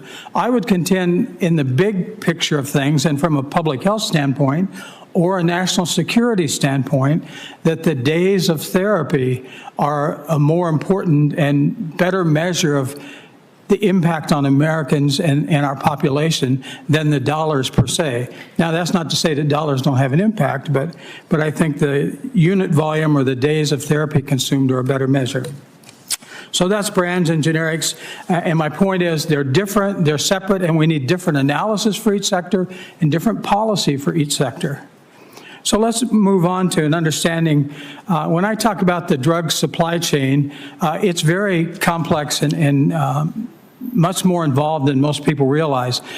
You may hear a name of a major drug company that you might recognize, Pfizer, Merck, Lilly, and those are traditionally American companies and well-respected. And there was a time when each of those companies made their own products. They owned the factory, they made them, they made it start to finish. That's not the way the market works today. The supply chain, somebody acquires raw materials in the marketplace, then those are converted into key starting materials. Those, and it may be at a different company, those are converted into active pharmaceutical ingredient by yet another company, and then that's converted into intermediates and into a final formulation, and then that's converted into a finished dosage form. They put it in tablets or capsules or inhalers or injectable pens. And instead of 2 or 3 or 4 steps in the supply chain upstream, there can be 20 steps, there could be 50 steps. And at each of those steps, the product may move from one factory to another factory. And it may move from one country to another country at each of those steps. So we're talking about a very tangled web in the market space. I know I'm a professor, I lecture too much. Let me get down to the supply chain issues. We are very dependent in America on Europe for our brand name active pharmaceutical ingredients and on India for our generic pharmaceutical ingredients. And when I say very dependent, more than half of all those doses of generics come from India or India and China. And when we talk about coming from India, the India as an industry and as a government both have issued reports and are very concerned about India's dependence on China for active pharmaceutical ingredient. So it's not just that the U.S. is dependent on China for active ingredients, but our principal supplier, where we get more than half of all of our generics, also is dependent on China. I think that brings about what I think could be one of the worst case scenarios. Dr. Schoenemeyer, let me stop you there, because I promise you we will push you on worst case scenarios in the Q&A. Please do. But let me move on to Dr. Grunewaga Lau. 7 minutes, please. Thank you. Thank you, Co-Chair Miller, Co-Chair Smavonian, and the commissioners. Thank you for this opportunity. So, my written submission details China's biotechnology surge. It's based on a report I wrote together with a colleague, Alex Brown. And here I will focus on what happens if the United States lets that surge run unchecked, especially what it can do, for instance, to support its industrial base to shape global norms together with allies, build resilience against strategic choke points. So let me start by outlining a plausible but undesirable trajectory. Let's say China succeeds in its industrial goals for the biotechnology sector, and that by 2035, its contract development and manufacturing organizations control half of the global biologics capacity. Chinese bispecifics and cell therapies hold FDA labels at Shenzhen level prices, and Beijing's volume-based procurement model has spread through Asia, Africa, and parts of Latin America. American patients would probably, in the short run, enjoy cheaper drugs, but it would be very detrimental to U.S. pharma firms. They would see their margins collapse, and it would also put a lot of critical expertise at risk. At that point, China would set the global pace and norms for biotechnology research and innovation. Now, today, I don't think that scenario is really realized yet. The U.S. is really a dominant player, but we are seeing a number of indicators, data points that in this kind of 10, 15-year time frame that kind of make this scenario not so far-fetched. So, in particularly, a number of licensing deals that has been a surge, 66% uptick over the last year to reach $41.5 billion US. A lot of those deals are in preclinical or phase 1 assets, showing that Western firms have begun outsourcing discovery risk to China. And that's backed by clinical trial data. More clinical trials are starting in China than in North America. So Chinese sites are in 29% of the cases involved, and North America 17%. And then there's the innovation pipeline. A number of first-in-class new drug applications from China are becoming more frequent. Now, the U.S. could respond forcibly by cutting off China from, or seeking to cut off China from talent, data, and capital. But that's, I don't believe that that's kind of, that would sufficiently slow down China's progress, nor would it be in the U.S.'s long-term interests. At the same time, of course, there are some issues in these areas that should be addressed. So I'll just briefly go through these three on talent. I mean, China already employs 30% of the world's most cited life science researchers, more than the United States. And that will have an impact for the next 10 to 15 years. Its own university systems are improving. So I think it's not realistic to kind of assume that China can really be cut off in that sense.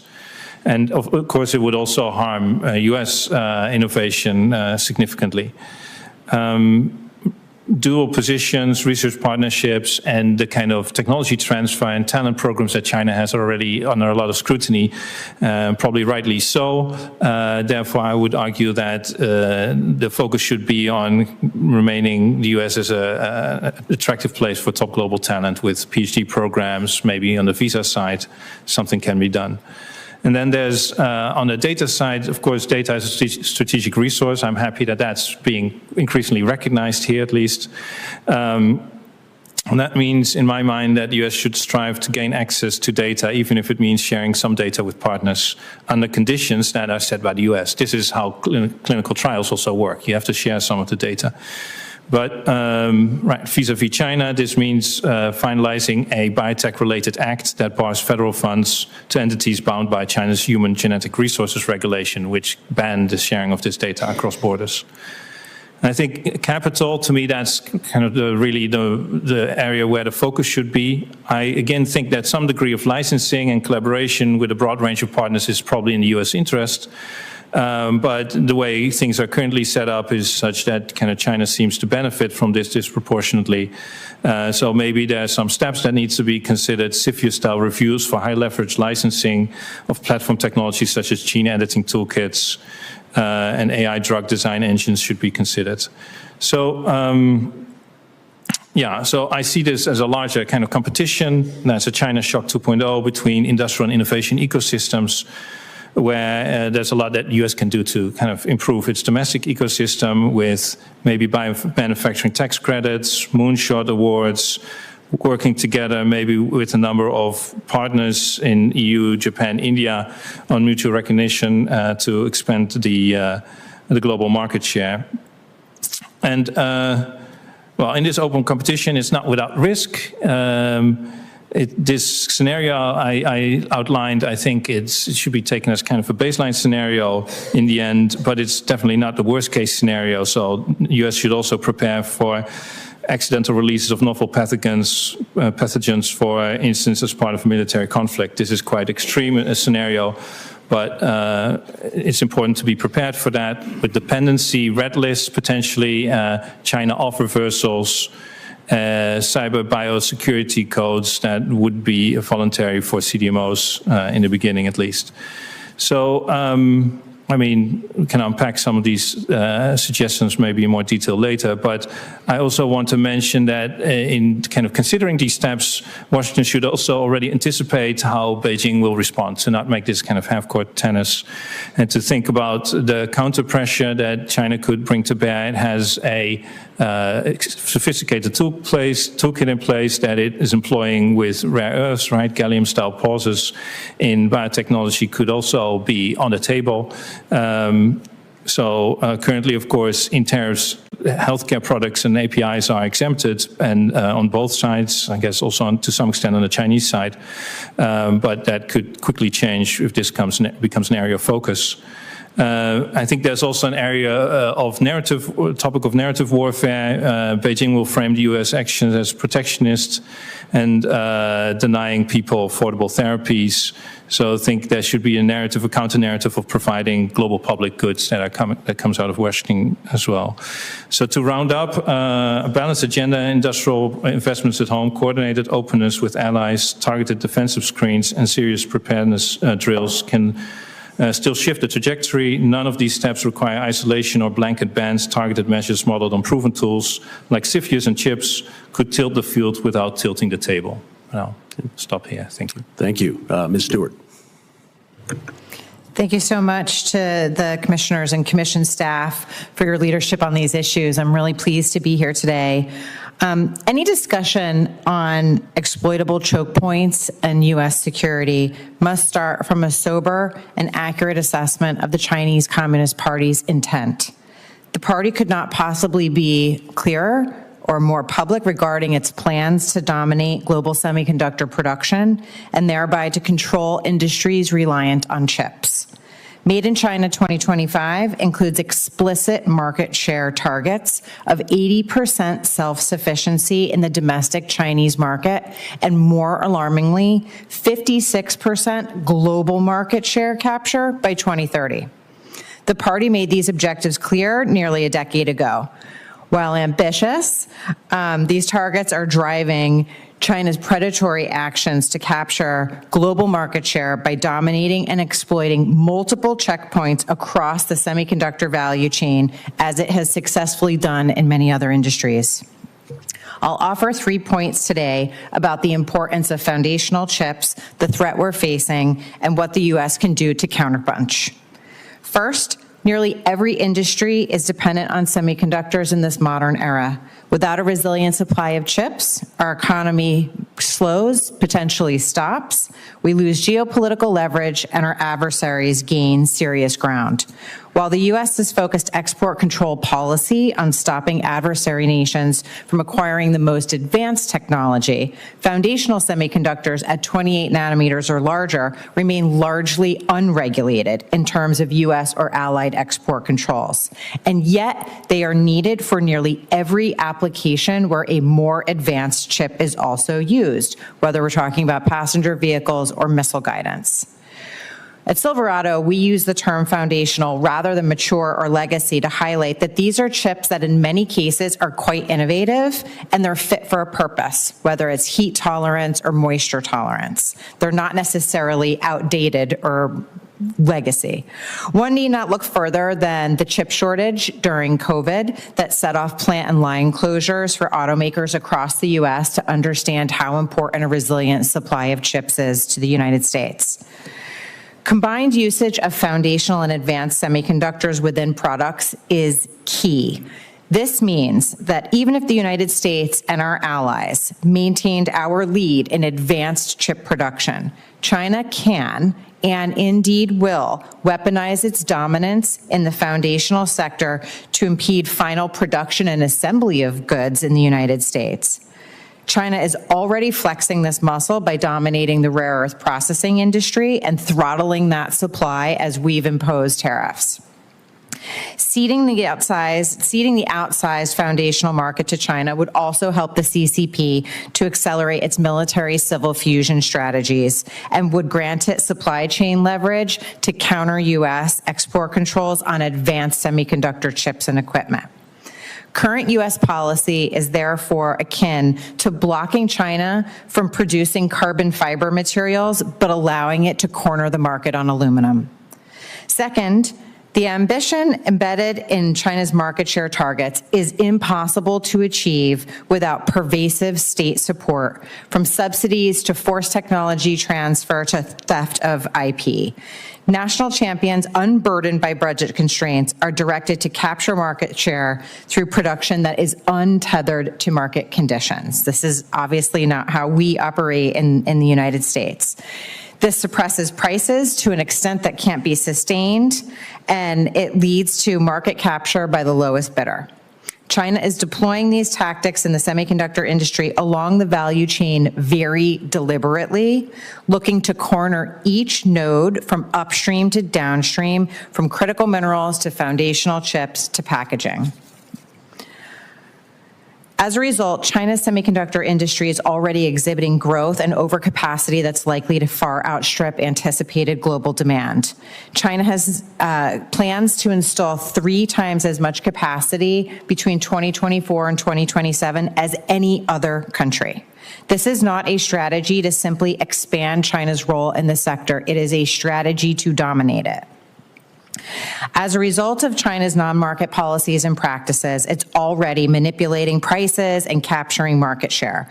Left unchecked, this is going to lead to displaced U.S. production, loss of U.S. jobs, depressed prices, undermine new U.S. investments, create a dangerous over-reliance on Chinese semiconductors.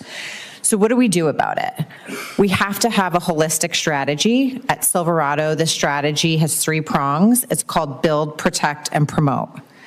Tactical approaches to implementing the build portion of our strategy requires more U.S. foundational chip capacity through measures like the CHIPS Act and the newly announced Investment Accelerator.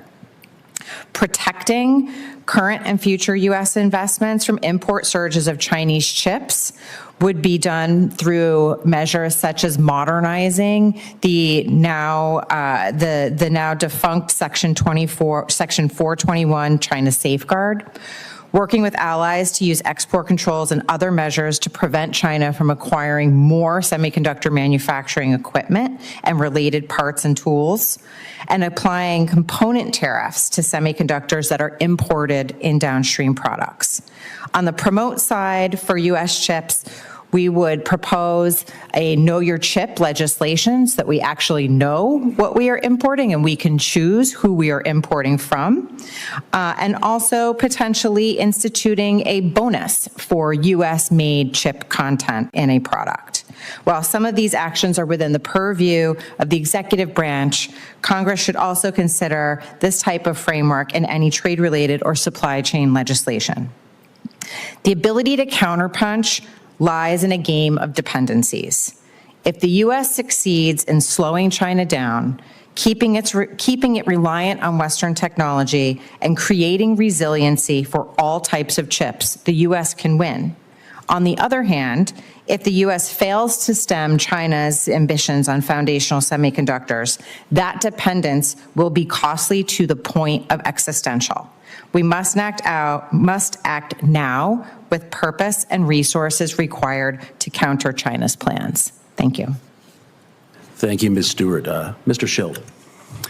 Co-chairs, commissioners, thanks for the opportunity to be here today representing the Printed Circuit Board Association of America, an organization dedicated to restoring domestic strength in PC manufacturing and securing our critical supply chains. I'm here today to urge the Commission to recommend to Congress in the strongest possible terms 3 key actions. First, pass the Protecting Circuit Boards and Substrates Act. Second, increase Defense Production Act investments in printed circuit boards. And third, mandate the domestic sourcing of PCBs and integrated circuit substrates for all federal government electronic systems.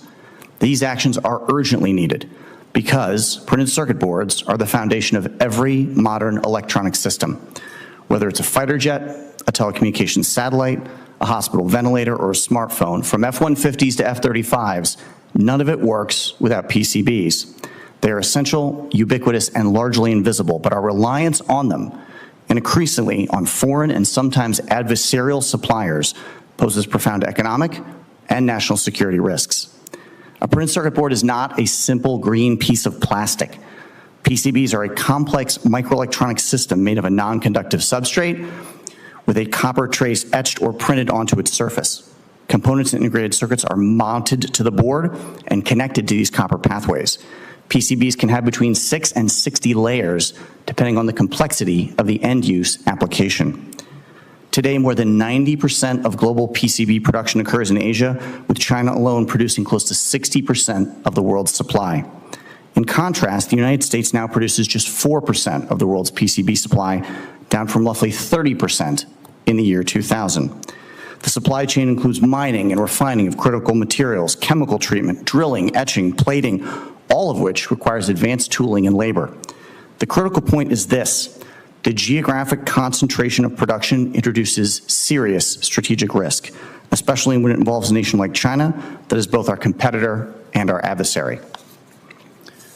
China's dominance in printed circuit boards is no accident. It stems from state-directed industrial policy, decades of government subsidies, control over upstream materials, and the centralization of electronics manufacturing within its borders. In fact, today, United States companies are not competing against Chinese companies. U.S. PCB manufacturers are competing against the Chinese government. Despite this global shift, the United States retains some vital PCB capacity, specifically in the high reliability segments of aerospace, defense, medical, and industrial applications. Today, approximately 145 U.S. facilities are in operation, but many are small scale, aging, and they are increasingly dependent on overseas supplies that include machine tools, processing equipment, and specialty chemicals. In addition, this reliance on Chinese PCBs poses an even greater national security risk. PCBs are a very tempting target for embedded threats and alternative attack vectors. A single malicious component embedded in military systems could compromise its performance, open it up to surveillance, or disable it entirely in a time of conflict. The obstacles to reshoring PCB manufacturing are real, but they are addressable. They include high capital costs and long return on investment, a lack of a stable demand signal across both the commercial and defense markets, dependency on foreign equipment, chemicals, materials, and most importantly, the lack of a coherent national strategy or incentive structure to restore and reshore our capacity. These barriers are why we strongly support H.R. 3597, the Protecting Circuit Boards and Substrates Act. This bipartisan legislation would offer targeted tax credits and investment incentives to rebuild America's PCB base, just as the CHIPS and Science Act has done for semiconductors. In parallel, we urge increased use of the Defense Production Act to invest directly in advanced PCB manufacturing and substrate technologies. In March of 2023, the White House added PCBs to the Defense Production Act list, and since then, DPA funding has been instrumental in securing key defense supply chains.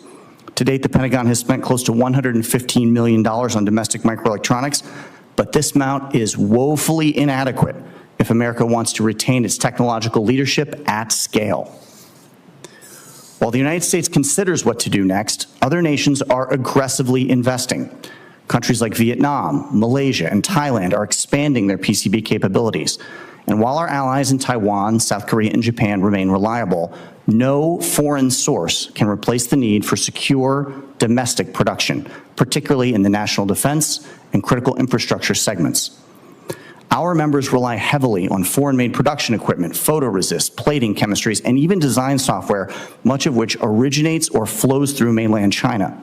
These represent single points of failure. Any disruption, natural, economic, or man-made, has the potential to halt production, delay defense programs, or cripple the rollout of emerging technologies, including artificial intelligence. The CHIPS and Science Act enjoyed rare bipartisan support because members on both sides of the aisle understood the need for America to lead in semiconductor innovation and production. But as we often say in our industry, chips don't float. Semiconductors are part of a technology stack, which includes integrated circuit substrates and printed circuit boards. And as semiconductor technology matures, commensurate advances in PCBs are required. Today, China leads in ultra-high-density interconnect, flexible PCBs, and advanced substrate technologies. And this is due to their investment in state-funded labs, integration with domestic OEMs, and sometimes the reverse engineering of Western designs. All of this has allowed Chinese manufacturers to aggressively climb the value chain. If the United States is to regain our leadership in microelectronics, bold and immediate action is required. As this commission prepares its recommendations to Congress, we strongly urge the following. Pass H.R. 3597, the Protecting Circuit Boards and Substrates Act. Increase Defense Production Act investments in printed circuit boards, and mandate domestic sourcing of PCBs and substrates for all federal government electronic systems. We're grateful for the opportunity to testify before you today, and I welcome your questions. Thank you, Mr. Schild. We will go through Commissioner questions in reverse alphabetical order, but I'll take the prerogative of the chair to kick us off. Dr. Grunoguega-Lau, biotech is a huge issue for the Commission this year. We've had lots of witnesses and lots of hearings tell us how well China's doing and how far ahead they are in certain aspects of biotechnology. So I found your testimony very interesting about the venture funding drought and the domestic capital squeeze for Chinese pharmaceutical companies. You noted that private biotech investment was hitting a 7-year low in 2024. You said it was down 32% year on year in terms of overall VC investment, and the weakest since 2014. Biotech felt the chill even more acutely, hitting just 28% of the 2021 peak.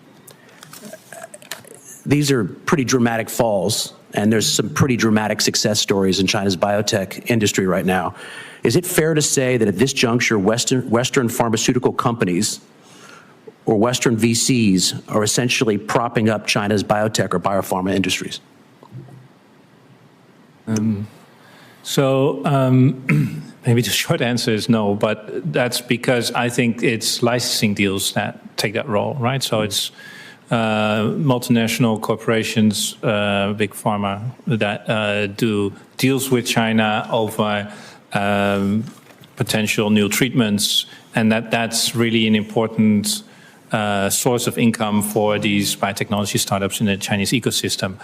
And the logic behind that is that China itself is a relatively small part of the global pie, and investors in the Chinese market don't really see a good exit strategy if the product will primarily be sold in the Chinese market exclusively. So it's really hard for them to see the kind of benefit of an investment there, and there is really need for international partners to step in, and that's becoming a standard in the industry. Some of these are, like most of these, are licensing deals with large cash upfront and then milestones and follow-up funding.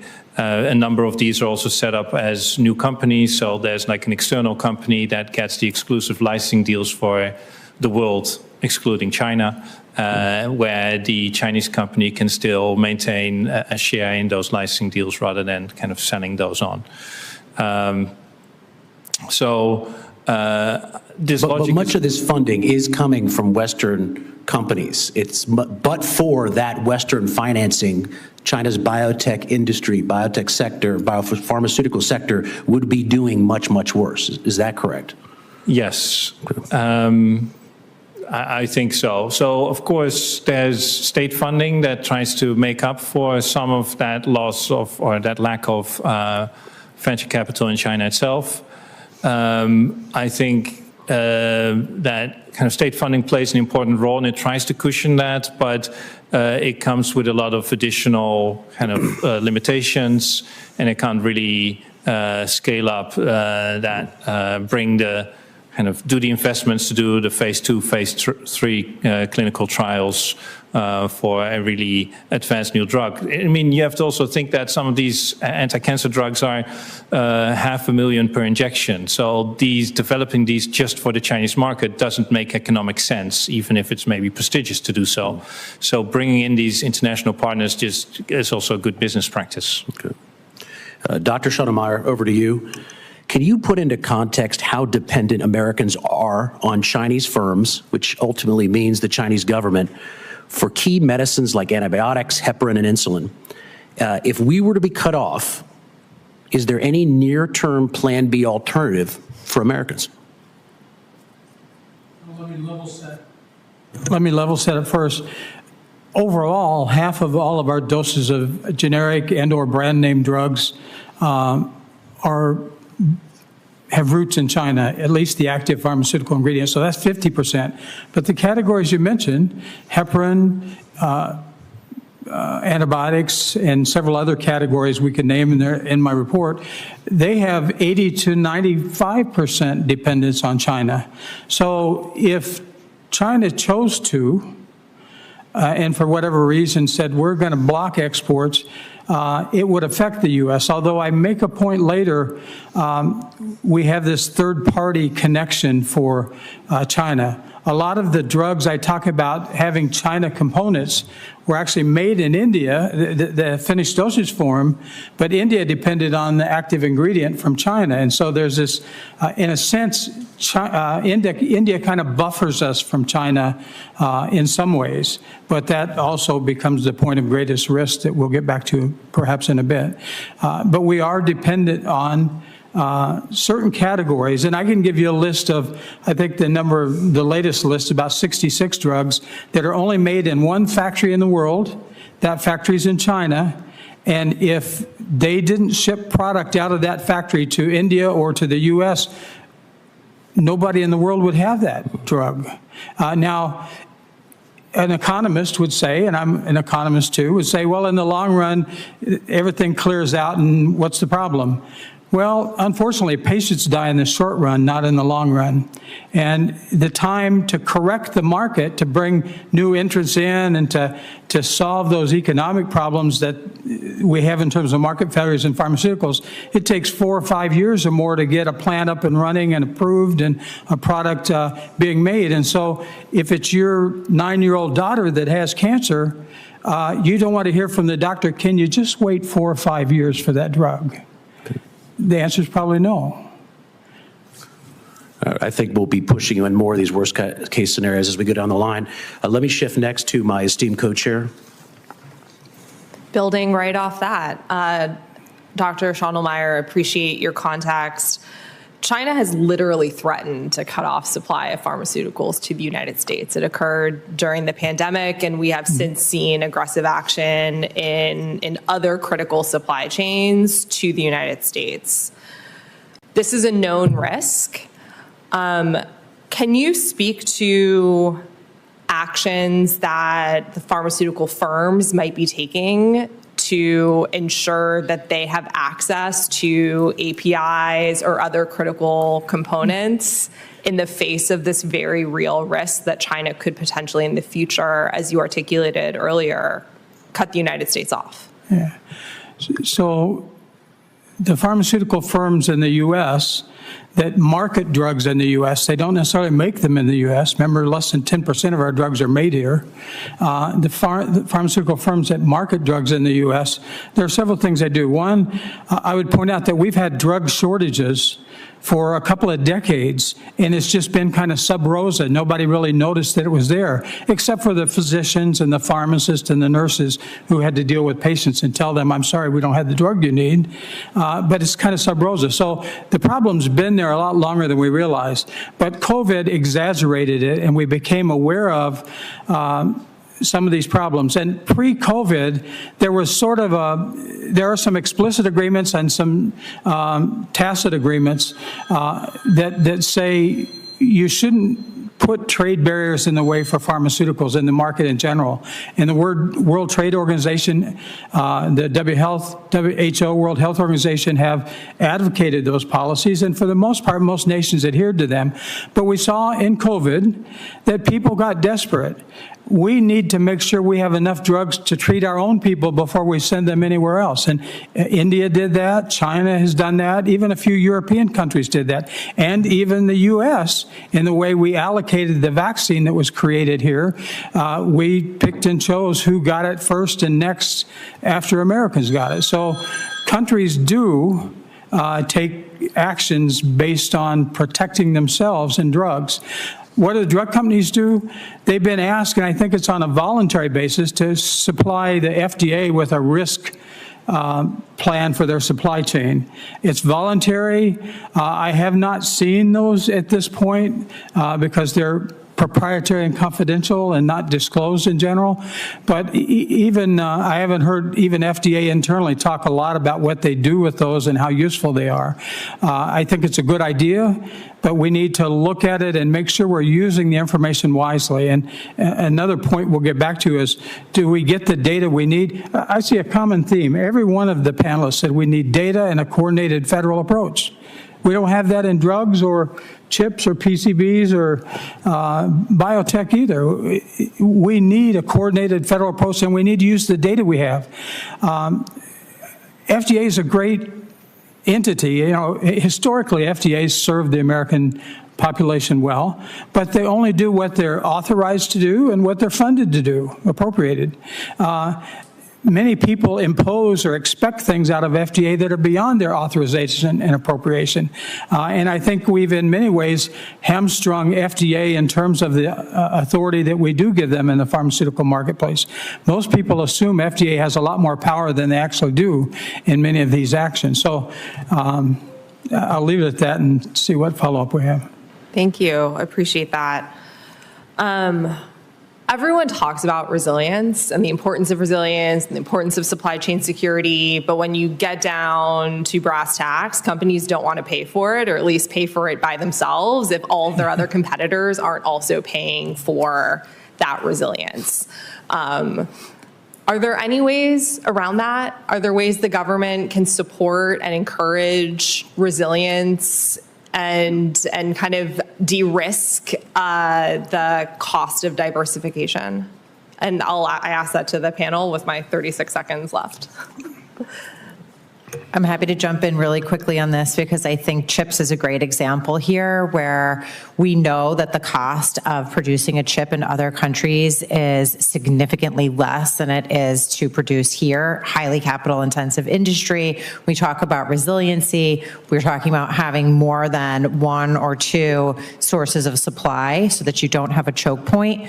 Companies are going to be willing to invest here when they know that they have some equal footing. I think the CHIPS Act went a long way in that direction, not just from the grants, but also the investment tax credits and the advanced manufacturing tax credit, which I think could be expanded, extended. That helps. With that, then I think you will see the private sector coming along. It's not a handout. It's not even remotely what other countries are offering, but it is a sort of jumpstart to getting that resiliency investment here in the U.S. Any other quick responses?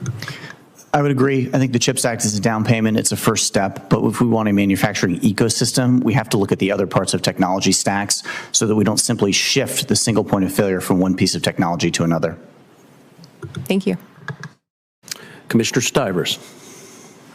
You've all produced some compelling testimony today on how we are our supply chains are disturbingly dependent on China, and it's been cultivated for at least a decade by the Chinese government through market manipulation and intervention. It's not a surprise. We've seen this coming. I know companies in your sector have seen this coming, but capital moves faster than policy, and it always has. And the capital flows have been in a direction of profits without regard to the long-term consequences of becoming dependent on China. So moving forward, I kind of want each of you in your sectors to paint the picture of what are the implications if the United States government does not take any action moving forward. Will we become more dependent than we are now, or is this kind of the lowest of the low at this moment, or can it get worse? And is there any chance companies in your sectors will wake up and curb their operations to become less dependent on China on their own without any U.S. government intervention? Maybe we can start with Mr. Child and move down the panel. Yeah, absolutely. Unfortunately, the contraction in microelectronics manufacturing is about 4 or 5 decades old. At one point, we had 2,200 PCB factories in America. Today, it's 145, and I'm concerned that that number is going to get smaller. Again, we are losing the industrial policy race, and people talk a lot about a China +1 strategy. If we're not careful, we will not be the +1. Other nations, I mentioned Thailand, specifically Vietnam, they're aggressively investing. They are laying out incentives for companies who want to de-risk by moving out of China. And so while the U.S. discusses, other people are moving out, other nations are moving out. And I think that we've got to think about serious industrial policy in a variety of sectors that would put manufacturing back on our shores. Great question. I think for years, China has been making 5-year plans. I think they're on their 13th or 14th. We haven't had the same intervention. And so I would say, in a way, we've already seen what happens if the government doesn't do anything, we lose. And so I think that the government does need to step up. Companies also need to step up. And for chips, we have seen some of that. We have seen some companies making moves to get out of China, to move their operations elsewhere, to rely more on Mexico, make more investments in the U.S. But I think that they also need that reassurance that the government has their back. And it doesn't have to necessarily be with funding. It could also be with policy measures that give those companies cover to go to their shareholders and say, we no longer can do X, Y, or Z, and the government is telling us this. That's a really important piece if you're thinking about this from a private sector perspective. Yeah, maybe for me, it's really, I go back to this kind of competition between different industrial and innovation models. And I think, that if you look at it at that level, it's not something that an individual company or a business association or a sector can really solve. This is kind of about how the entire, like a whole of nation approach, right? To where the focus is and how you bring that together. And that's probably required across industries. I have maybe an example of that I'm kind of interested in the weight loss drugs, for instance, something that's coming up. If we are continuing on this trajectory, maybe this is a perfect example of a sector where China could employ like a leapfrog opportunity. There's more demand for this than there's supply. It's going to be like a huge market, 120 billion USD market, global market by 2030. And China already has 60 analogs to semaglutide and others in the pipeline. So this is kind of another, you can see this coming. You can see that there are kind of really large parts of the industry that China is kind of in the starting blocks to kind of win in. And this requires like a coordinated effort.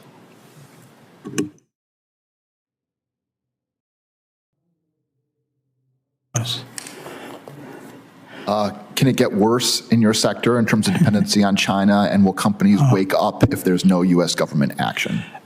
I think so. We're already extensively dependent for generics, but we're not that extensively dependent for intellectual property-based drugs yet. But we're moving that way quick. China's investing in intellectual property. Many of the companies in the U.S. or in Europe that have biologicals or new innovative medicines go and contract with firms in China to build a factory to make their product. And so they have to share with them sometimes the intellectual property of processes and formulas and other things. And as China has learned from that, they have more scientists now looking for new innovations and looking for their own intellectual property. And when China claims their own intellectual property on a drug, and if they do a study to get it, or the studies to get it approved in the U.S. on the market, and if a Chinese-owned firm gets a drug approved in the U.S. market, our pharmaceutical market for brand name patent-protected drugs is set up so that once you get approval, Medicare and Medicaid usually have to cover the drug. and they don't get to negotiate price unless it's one of the 10 that was on the list. But they aren't, because that list is drugs that are 9 years or more out of since they were put on the market and ready to have generic competition. So there's no competition for the price. So it's the equivalent, I think. If I'm the Chinese government, I'm going to say, hey, here's our future funding for our research and development, for our profits, for our investment in other areas. We'll just set the price. And I don't know if you've noticed, drugs coming on the market today cost $10,000, $100,000, $500,000 per year of therapy. In some cases, that's like giving a person a brand new house every year for their insurance. It's just, the prices aren't economically driven. It isn't a market. It's a market, but not an economically competitive market. So I think China has already planned to take advantage of that to fund their biotech industry. Thanks. Commissioner Slevin. Thanks. Mr. Schild, I really appreciate your representation of an established foundational industrial-based sector like PCBs. A lot of the headlines, often the magazine stories, are about critical emerging technologies, but you really can't have at scale the critical and emerging without the foundational, and so I appreciate you articulating that. I wanted to ask you to expand a little bit more on the demand side signals, particularly from the commercial side. And, we see this a little bit with chips. First movers when it comes to customers can be, it is just frankly very difficult. And I'm interested in the legislation that you were advocating for, but just generally how you see that and just kind of more signals from the demand side being important here. Absolutely. We're not going to thrive and create a secure and robust manufacturing base without both an aerospace and defense demand signal and a commercial demand signal. Obviously, the commercial market is much bigger globally for microelectronics than simply aerospace and defense, which tends to be more bespoke, and thanks to ITAR is largely on our shores. I look at the CHIPS Act and I see a $52 billion down payment, and then I see in excess of $400 billion in private commitments for further work in semiconductors in the United States. What we take away from that is that the private sector, Wall Street, follows public action. When they see the government backing a specific technology, as you've seen with semiconductors through the CHIPS Act, then private capital moves off the sidelines. The hardest business case right now in our industry is, where is your customer? Where is the demand signal? And so our legislation in the House, and it's got bipartisan support, would essentially replicate the CHIPS Act for PCBs. You would see a grant program at the Department of Commerce, and you would see tax incentives for the purchaser of American-made printed circuit boards and integrated circuit substrates. When we talk to those purchasing microelectronics, they want to de-risk. They do not want to have 60% of their supply coming out of one country. They know the risks that are inherent in that. We certainly saw it during COVID. There's any number of interruptions for supply chains that stretch all the way across the Pacific. The challenge is on pricing. And so a tax credit would begin to narrow the gap between our pricing and what you see out of China. And then those grant programs would allow for the capital investments necessary to hire new workers, buy new tooling and equipment, and expand facilities. I'm encouraged that the Defense Production Act has been used to a limited extent for defense-specific applications in that regard, but that program needs to be scaled up as well at the Pentagon. Thanks for that. Dr. Schondelmeyer, I wanted to pick up on the exchange you had just earlier as it relates to FDA and talk a little bit more to us about just the kind of visibility FDA has into China, and also, do manufacturers report to FDA on where they source APIs? Well, obviously, FDA does interact with China a lot. They have an office in China that helps them have people on the ground that can interact with companies there. But part of what we're talking about here is active pharmaceutical ingredients. And for example, I mentioned in my paper the heparin incident, where back in 2008, a firm in China that was raising pigs and harvesting their organs to make the heparin started substituting another chemical instead of the heparin from the pigs because it was a lot cheaper. And when they did the root cause analysis, finally at the end, they found out that the Chinese government had never inspected that factory. The FDA had never inspected that factory. FDA didn't even know they were on the list of producers for the heparin that was being sent to the U.S. So, and that wasn't just an isolated incident. It's just that tragedy brought it to light. And that happens in many cases. We don't have inspections of every plant that makes drugs for the U.S. marketplace. Do you see Theoretically we do, but it doesn't happen. Do you see a statutory opportunity to address any of this? Oh, I think definitely a statutory opportunity would help. First, mandate it, but again, if Congress is going to mandate it, they have to follow it with an appropriation. Because if I just put the policy on paper and say, here, go do it, and don't give you any money to do it, it's not going to happen. Okay. In my last 20 seconds, Ms. Stewart, in your written testimony, I think you alluded to the global financial crisis and how China really stepped on the gas as it relates to steel. I wonder if you can just give briefly, looking ahead, if we're to see an economic downturn or recession over the next 6 months, year, just kind of paint us a picture as to what you could foresee related to that. Yeah, thank you. We alluded to that as an example, along with electric vehicles and lithium-ion batteries and solar, because these are industries that have been systematically injured by overcapacity in China over time.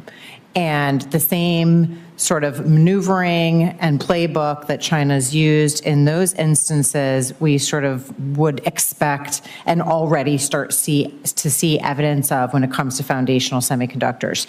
Layer onto that potentially bad economic conditions either in China or the United States or both, and you're sort of setting up the perfect storm where you would have for example, in China, a situation where we already know that they are adding more capacity than any other country. We already know that it's not just, that they're saying that, they're actually bringing in more equipment to operationalize that capacity than any other country. They are getting ready to meet these market share targets. And the more that they have, the more that they are facing sort of economic woes at home, the more that this export orientation is going to become more important.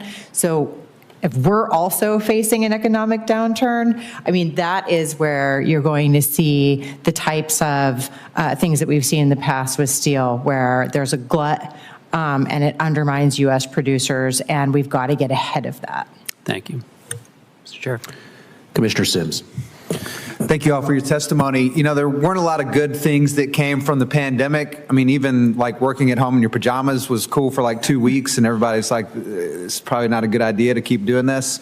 But one good thing that came from the pandemic is I feel like supply chain risk management, which was like the backwater of U.S. policy discussion, became like really important. And everybody recognized we've got to do something about this. And so one of the things that I noticed in these conversations, though, is there seems to be like a lot of agreement over, hey, it's a problem, and hey, we need to do these things. And among you today, have you heard anything you disagree with each other on?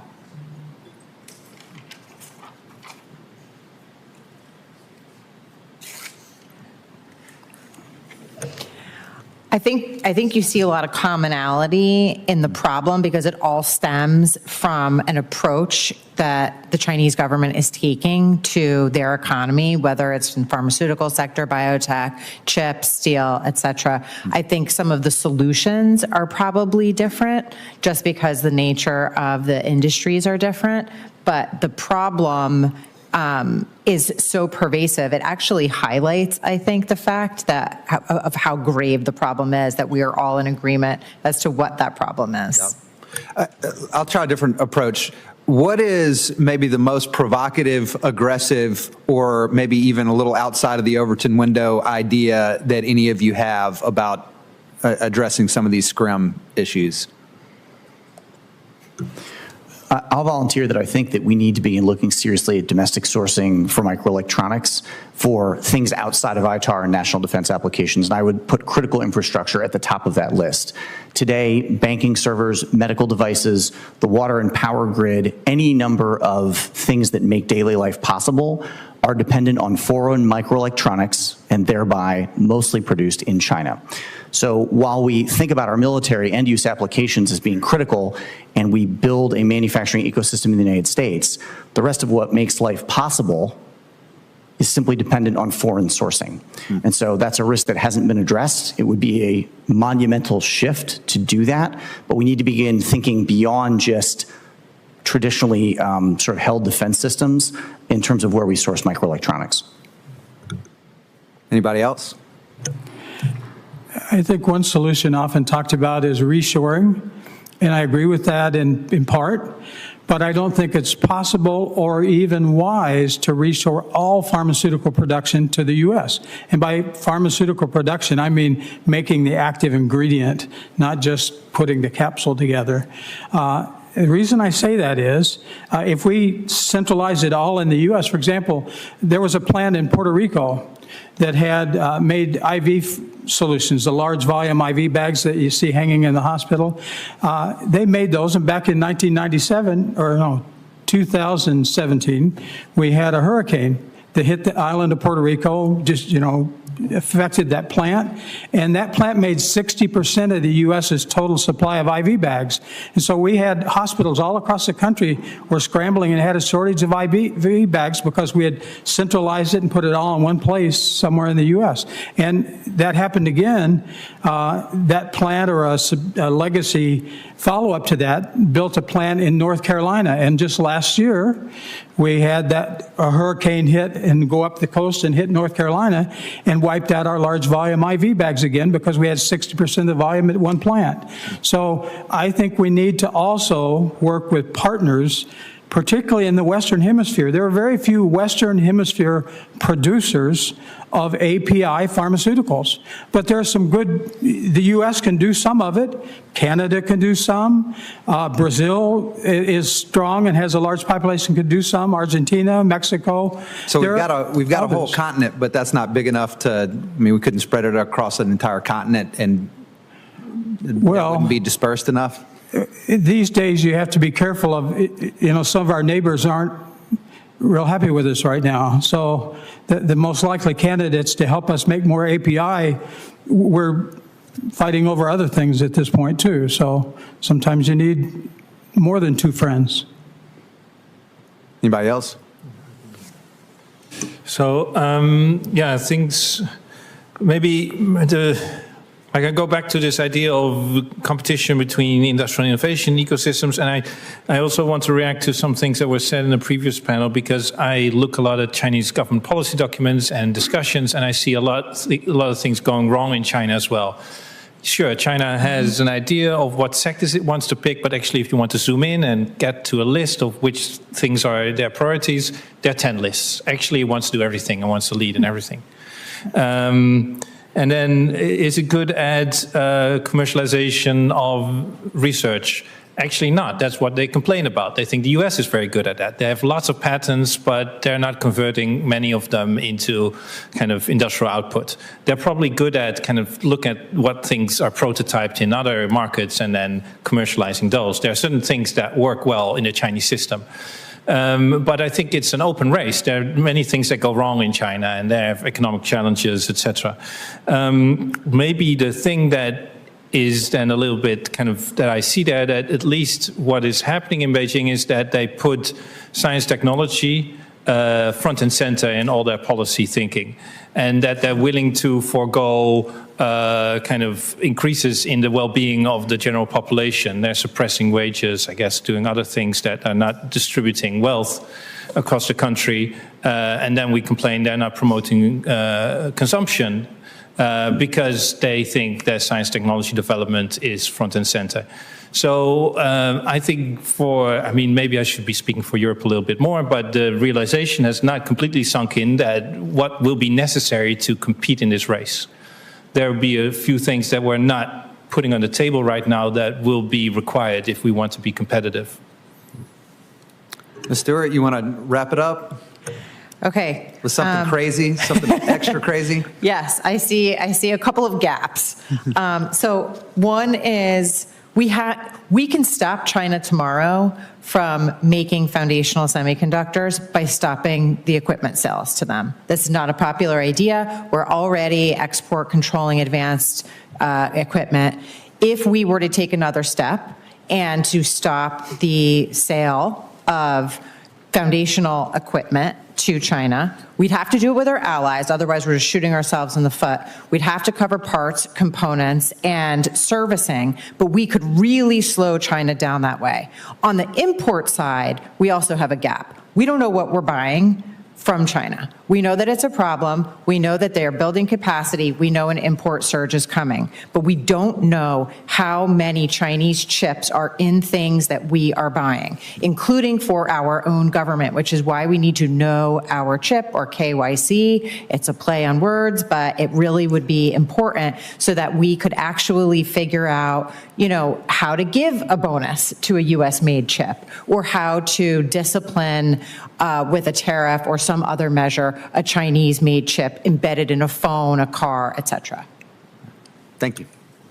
Vice Chair Shriver. Thank you, Mr. Chair. Thank you to our witnesses. Really excellent statements, and enjoyed the conversation, learning a lot. For the sectors you all cover, just maybe go down the line. If China were to invade Taiwan tomorrow and the U.S. made the political decision to help Taiwan with its defense, what would you expect China to do? And what would the impact be for the U.S. and for China?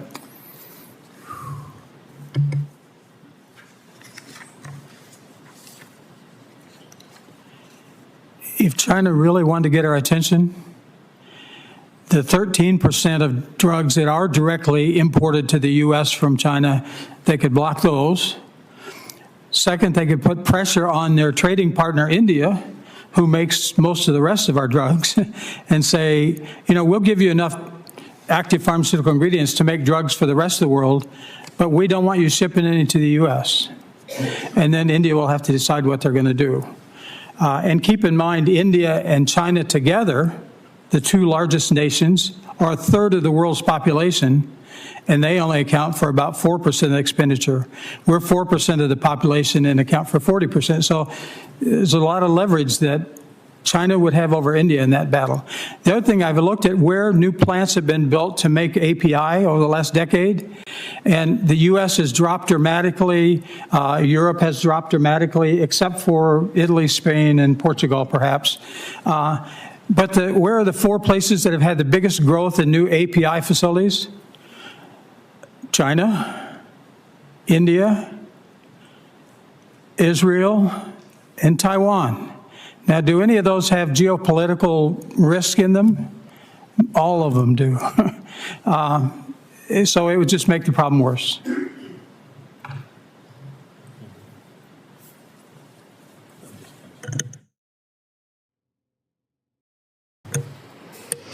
Well, on the chip side, Taiwan holds the keys to the kingdom, so to speak, with TSMC in Taiwan, which is largest semiconductor manufacturing company and does advanced chips, does foundational chips. If I'm China and I invade the island, I want to take over TSMC as one of my main objectives, so that I don't have to worry about getting chips from the United States or anybody else anymore, and I can realize my self-sufficiency goals. I think, among other objectives, that would be one thing that China would be looking for. The U.S. probably would be looking to prevent that. Maybe already is talking with Taiwan about what that kind of scenario looks like, so that we don't end up in that position. But I think what that really illustrates is that the flow of chips this is a dependency game. So if China takes Taiwan and gets access to TSMC and doesn't need us anymore, we have a lot less leverage to either deter China's, aggression against Taiwan or stop that, at least from an economic sense. So we need to act now, right? We need to think about what we can do on the manufacturing equipment, as I said, but also think about new tools like a Section 421 China-specific safeguard that that contemplates an import surge and doesn't require the U.S. to actually have any injury yet. It just needs to be threatened by injury. We don't have that tool at our disposal now. We could put that in place and we could put ourselves in a much better situation going forward in the, probably likely event that we do see that under Xi's tenure. The bottom line is that microelectronics are in everything that make modern life possible. 90% of printed circuit boards are coming out of Asia, 60% are coming out of China. A conflict like the one you suggest would inevitably lead to immediate challenges to import the goods that we need, and that's why a domestic source is critically important. We've already got it for certain bespoke defense applications. We need it for critical infrastructure, and we just need to expand in general the capacity that is there. There is no surge capacity at the moment for microelectronics and manufacturing in the United States. So the conflict you're describing, which is on the minds of many people in this town I know, is, I think, a very real threat to our supply chains. Business leaders see it, leaders in the military see it, and that's why we need to act and not watch other nations who are trying to be part of this shift out of China capture those markets.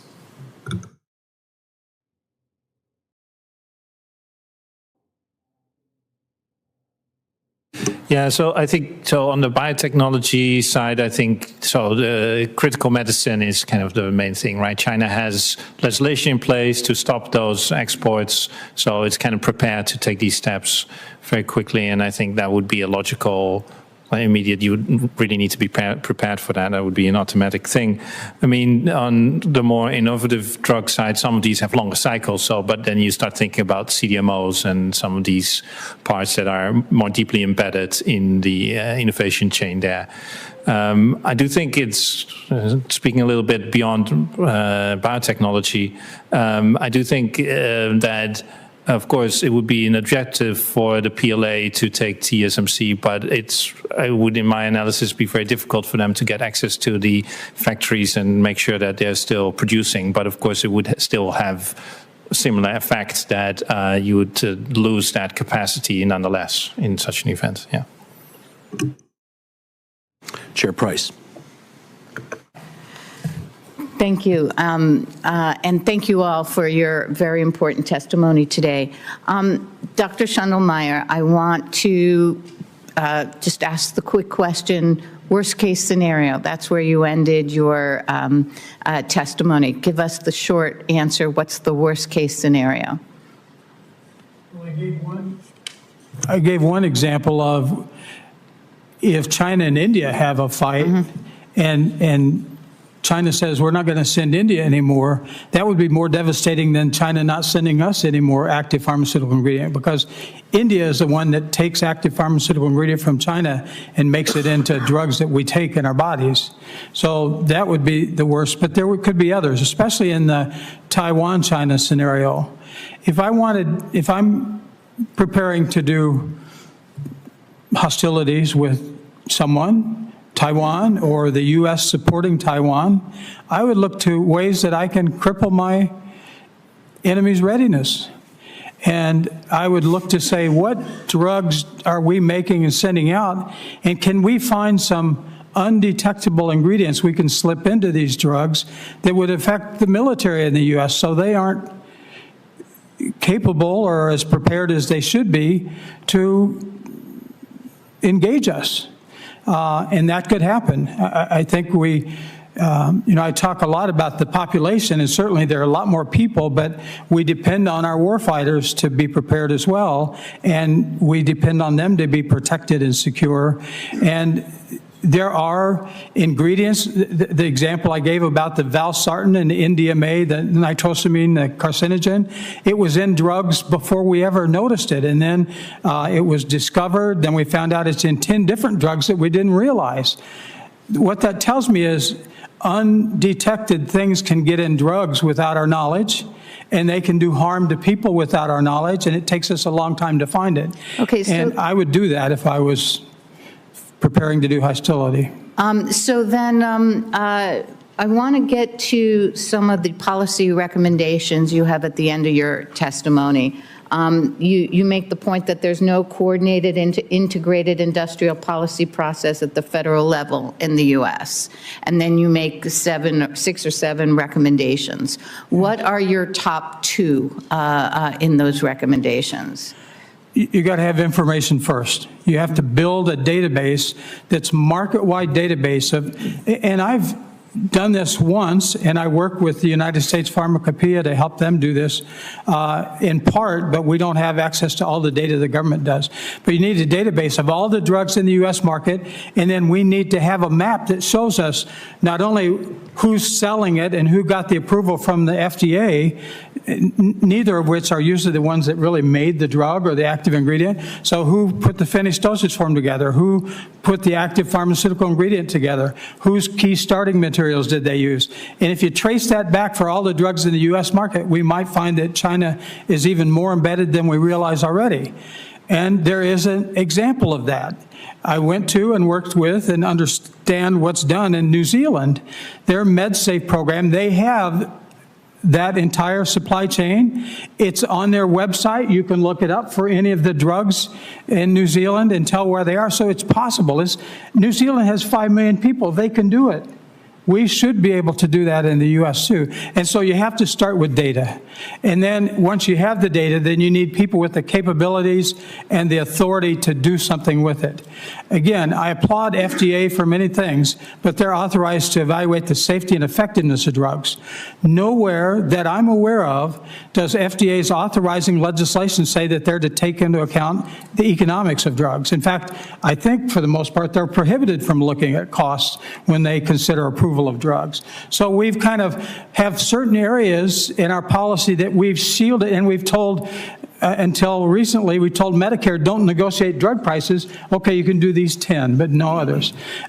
So we've taken all the market mechanisms, negotiation and other things, and said don't do them, and yet we pretend like there's a market for drugs and drug prices. So I would, look at that. How can we implement market-based, true economically competitive market-based solutions, not just the IP-protected monopolies that go on for 20 and 30 years, because it would be easy for a country like China to take advantage of that and suck a lot of money out of our government, not just health and drugs, but a lot of money out of our government before we realize what's going on. Okay, thank you. Commissioner Kuiken. Thank you, Commissioner Miller. Mr. Schill, you triggered me, so you're going to get a story. I'm sorry. So as you were talking about PCB boards, I remember holding a soldering gun as like a 5 or a 6-year-old. My dad telling me it was hot and soldering on like microchips onto one of these green boards that you were talking about. And then you further triggered me on one of your other questions where I remember installing an NVIDIA graphics card into one of my old computers to extend the life of my computer. So thank you for bringing back some, I guess, good memories of PCBs. And I'm going to come to you with questions, but not in this first round, sorry. Dr. Schuldemeyer and Mr. Groenewegen-Lau, hopefully I pronounced it correctly, I apologize if I didn't. You guys have talked a lot about pharmaceuticals. I actually want to talk about non-pharma biotech, because I actually think non-pharma biotech is, if not equally troubling, more troubling than pharma biotech. I was recently drinking a diet soda. I won't get scolded by any companies today. And I was told that aspartame is made with amino acids. And then I was told that those amino acids actually come from China. Something that, like, in all of my life, I had never thought about the amino acids that build the aspartame that I drink too much of. So can you just talk to us a little bit about, and Mr. Schill did a bunch of this, where he started talking about building blocks. There are a lot of building blocks that go into non-pharma biotech, and non-pharma biotech is all around us, whether it's the amino acids in our aspartame, it's in our foods, and it's in all of these places that people literally never think about, and our dependencies. And Dr. Schuldemeyer, you sort of touched on this about sort of the Indian companies being dependent on inputs from Chinese companies, and sort of the ecosystem and the building blocks and the infrastructural layer that China has really locked down. So Mr. Schuldmeier, you're a professor, so you've got a lot of time on the board already. I'm going to go with Mr. Groenewegen first to make sure he gets a chance to talk about this. So, you can talk about amino acids, you can talk about the entire ecosystem. Don't feel like I'm limiting you to amino acids, but talk to us about these building blocks in non-pharma biotech and where they are around us.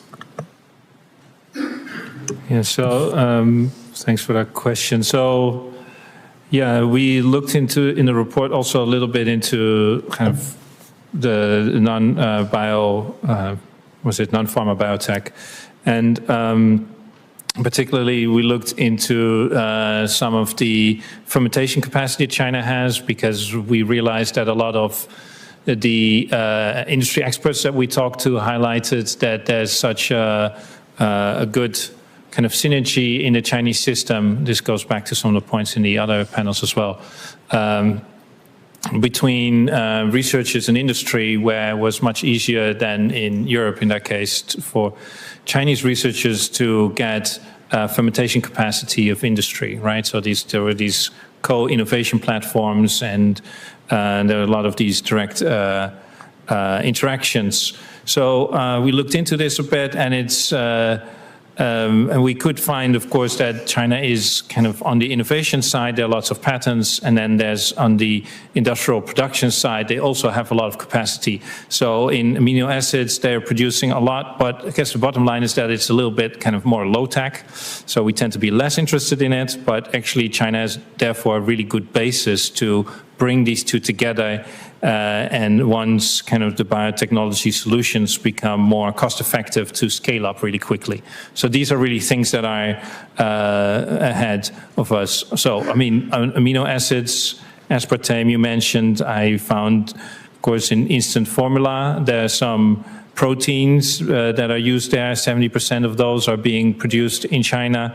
And I think the other really large category is animal feed, where 77% of lysine, for instance, comes out of China. So this has been a known issue that feed industry associations have also been raising. So yeah, China vitamins even higher, 75% also for feed. So I mean, in enzyme preparation, so that's more the advanced stuff there. China is still relatively weak, so it misses some of the components, but it's kind of in the starting blocks when these components come together. Yes, I think what you're calling non-pharma biotech are things that are actually in pharma, but they're just not what we focus on. We use enzymes, we use household chemicals and other things to make drugs, excipients we call them sometimes, or other things that make those drugs, and we don't even think about that. We're still worrying about the active ingredient, but the key starting material and the raw materials behind that are non-pharma biotech.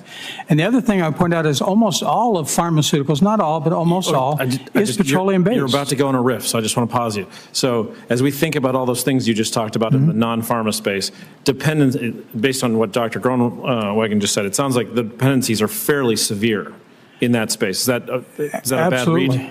Yes. He mentioned vitamins. We're very dependent on China for vitamins. Some enzymes used in pharmaceutical processes, we're dependent on them for, and reagents and processing chemicals used to do processes, we are very dependent on China for those as well. And as we think about that sort of a dependency we have here in the U.S. bioeconomy, should we think that those similar dependencies exist for Europe, exist for other parts of Asia and beyond, or just like unpack the stack a little bit for us here? I think for the most part, similar dependencies exist in Europe. Europe does have a couple of nodes of pharma production, Italy in particular, and to some degree Spain and Portugal have do some API and some key starting material production. But Europe used to be 0.3% dependent on China back in 1991, and today they're like 65 or 70% dependent on China for those kinds of materials. So it went from 0.3 to 60 or 70%. So the dependencies even in Europe are building up, and much the same as they are here. There are a few differences. And maybe to add that some of those percentages I mentioned earlier are kind of capturing the global market. So this is kind of everywhere. And yeah, I mean, we have a similar discussion to some extent in Europe around bringing back some or ensuring that active pharmaceutical ingredient production remains in Europe, especially for critical medicine. But there's some headline news that some of this is moving out. Energy costs, environmental regulations make that kind of very prohibitive to keep some of that. So it's going into the other direction, and more will be needed to kind of revert that in Europe as well. Thank you. And Dr. Shaw, I'll come to you on the second round. Commissioner Hodges. Thank you for being here today. Many of you spoke earlier about China's strategy to dominate. And so my question today is focused on if the U.S. ecosystem and investments, if our investment efforts remain the same as they've been for the past several years, are we on a trajectory to establish meaningful competition or resiliency as you see it? No, the status quo is unacceptable. Decades of industrial policy have led to Chinese dominance of these markets. I'm encouraged by what the CHIPS and Science Act represents, but there's a great deal more that we have to do in Washington to build out an complete ecosystem, at least in the realm of microelectronics, that's robust and sustainable. Thank you. Agree. No. I would say one of the reasons that we have put forth this build, protect, promote strategy is that what we see is the U.S. is sort of indexing on one of those prongs. And then, you know, a few years later, it'll index on another prong. And what we're saying is if you actually do them simultaneously, where you're making the investments, but then you're saying, okay, what are the threats to these investments? Is it price volatility? Okay, let's protect that with a tariff, but let's calibrate the tariff. Okay, so now we've got an investment, we've protected the investment, but now we have a US-made chip, who wants it? We need to create demand signals, right? So I think, you know, while we're not going to adopt, hopefully, a full non-market economy agenda, there are things that we can do to make ourselves much more competitive. Perfect. Sir? I think also no. So maybe some other part of that question is that kind of trying to think of this from a Chinese perspective, the previous status quo was also not sustainable. I guess it would be convenient for us if China was like a factory of the world and remained in kind of the lower end of the production chain. But clearly that's not what they want, and they have kind of tried everything to change that. And that's, so I guess some of those past realities are really gone, and that requires really different approach. Thank you. Mr. Schottelmeyer? I give it a fourth vote for no. And I would base that on, if you look at the U.S. as a whole, the market kind of treats pharmaceuticals as the intellectual property-based side. There's very little new investment. In fact, there's been acquisitions and mergers and generic companies disappearing out of the market, which leads to shortages and exaggerates our problem and leads to us being even more dependent on India or other countries for those products. Thank you. So to follow on that, we know China has a majority market share in end products and relevant mature node chips. Just to read sort of a chart that I have here, solar panels, 80% market share, mobile phones, 56% market share, electric vehicles, 73% market share, display panels, 66%. That's pretty staggering. It's very concerning. I think you would all agree, given your relevant sectors. And so going back to one of the comments you made, Ms. Stewart, are there any efforts underway to work with companies, whether in the United States or in Europe or in other allied countries, to build this ecosystem? So we're not just working on the investment side of it or sort of the footprint to get things built, but we're actually building that pipeline where there would be demand for orders. I think there's green shoots.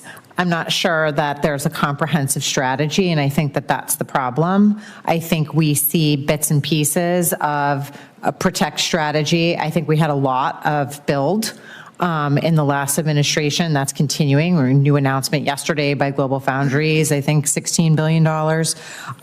So there's bits and pieces. The demand side is really lagging. We do need to really be thinking about that. We've put some recommendations in our testimony about how to drive that, because I do think, you know, once we make these chips, we really need to be able to get them out to I've only got 40 seconds left. Mr. Schill. Absolutely. The investment in semiconductors is not a complete investment in a sustainable ecosystem, right? It's great to see those factories rising in places like Arizona and Ohio. We could see an ecosystem or a node around those facilities that involves other kinds of microelectronics, including printing circuit boards and IC substrates. And then I think we would have something that can last for decades or more. Okay. Thank you. Commissioner Goodwin. Thank you, Mr. Chair, and my appreciation to the panel for your testimony. We've talked a lot about supply chain mapping, and I'm curious as to the impact of industries concerned about sharing proprietary data has on efforts to do that. Obviously, the point of mapping would be to enhance our visibility and foster transparency into these supply chains to identify choke points and vulnerabilities. But I would think it would also implicate a lot of information and processes that competitors might not want to share. So how big of a challenge is that in both of your sectors? And how do we effectively balance that? That is, how do we map chains in a way to identify that sort of risk that we all agree we need to identify while protected information? Well, in the pharmaceutical sector and mapping pharmaceuticals, we see that problem a lot. In the data that companies are supposed to report to FDA, companies can self-declare that this information is proprietary and we don't want it disclosed publicly. And then the FDA can't do anything with it. So I think first we need to define what really is proprietary, what does it mean, and what kinds of things could or should be protected, and does it differ across industries? And then what is confidential? How do you deal with those? So I respect that there are times and things you need to keep protected. But my example of New Zealand that has these entire supply chain maps on them, and probably 60, 70% of the products used in New Zealand are made by the same company, and it's the same product that's going to be shipped to the U.S. And I interviewed the folks at the New Zealand FDA, and they have not said that they have not had any problems in their country as far as they know from the industry and complaints about information getting around and causing a problem with disclosing that information publicly. So sometimes I think the boogeyman of proprietary and confidential is overstated and maybe not well-founded. And in New Zealand, for example, it doesn't seem to be. And I think we could make more public. And then there are different degrees of making things public. We don't have to publish everything in the Washington Post, New York Times, or the internet or the web. But there are some things we can make public. Some we could make available to policy analysts, to different government agencies. But right now, there are things that FDA gets that they can't share with anybody or any other agency in the government. How about in the chip sector? I would say one of the big gaps I see is that when we look at census data on trade, the product breakouts don't tell you, they don't differentiate between node size of what kind of chips are coming in. They don't differentiate between types of chips as a general matter. They need to be updated because that would be an anonymized way of tracking some of this trade in a better way. So you would understand where an advanced chip is coming in versus a foundational chip. Efforts to collect that data from companies, such as a recent survey that the Department of Commerce did on legacy chips, have shown that outside of that sort of census data, companies don't even really know where their chips are coming from. So that's part of the reason that we need to get to the know your chip. So I would say better HTS breakouts for trade data, plus we need to have some type of policy measure that requires importers to understand what they are purchasing when it comes to chips. Yeah, Commissioner, I think your question calls out an underappreciated risk, which is research and development are very often co-located with production. When you move facilities overseas, inevitably you are going to lose the innovation that goes with it. We've made a commitment here in Washington through the CHIPS Act that we want to invent and manufacture the next generation of semiconductors. We are not going to invent and manufacture the boards that must go with those chips. if those factories are located overseas. So it is important to understand where these supply chains stretch into and have as much production here as possible, because inevitably the next generation technologies will be invented at those factories. Thank you. Let me follow up on that point and shift gears a little bit and talk about toasters with you, Mr. Shield. In your testimony, you indicated we're not necessarily concerned about manufacturing the chips that go in common household goods like toasters. But I'm curious as to the impact of building excess capacity for even commoditized goods like that has on the ability to build legacy chips in other sectors where we might be concerned, and to build the advanced chips. As the resident philosophy major here on the panel, I'll pretend to be an expert in the economics of the supply chains or in building excess capacity, but I would think that the model that the Chinese have employed so far is to build this excess capacity in excess of global demand and use that to obviously distort the price, undercut competition, and ultimately displace competitors. Does not including chips in building excess capacity, even in common household goods like that, enable them to undercut American manufacturing even in the more advanced sectors that we're concerned about? Yeah, absolutely. And if so, then how do we prioritize? I think I would recommend prioritizing those systems that are critical right now. Certainly national security, aerospace and defense, and critical infrastructure are sectors where we are dependent right now on foreign sourcing for systems that we simply cannot have that dependency for. When you talk about the thermostat on the wall, right, which probably contains a Chinese PCB, those are produced at very large scale. They are relatively low tech. And yes, if they're being produced in excess capacity, or some might say dumped on U.S. shores, that does create a competitive disadvantage. But our focus really is on those critical national security and critical infrastructure applications where the dependency poses risks that are, I think, different from lower tech commercial sector risks. Yeah, but and just with the indulgence of the chair, in your response to earlier question, you've talked about the importance of having some surge capacity here. Would it have an impact on that, even if it's for something like a thermostat? Absolutely, yeah. We do not have a surge capacity in the United States. There was a conflict alluded to earlier. Were we to have a sudden supply chain interruption, the ability for domestic factories to ramp up really doesn't exist today. Thank you. Last but not least, Commissioner Friedberg. Thank you very much. Mr. Shield, if I could just pick up where my colleague left off. If you took those sectors that you mentioned as being critical, how big a domestic PCB capacity do you think is necessary to supply the demand of those sectors? Most of the 145 facilities that are in operation in the United States right now have an aerospace and defense focus, because any number of trade restrictions or domestic defense primes require that work be onshore.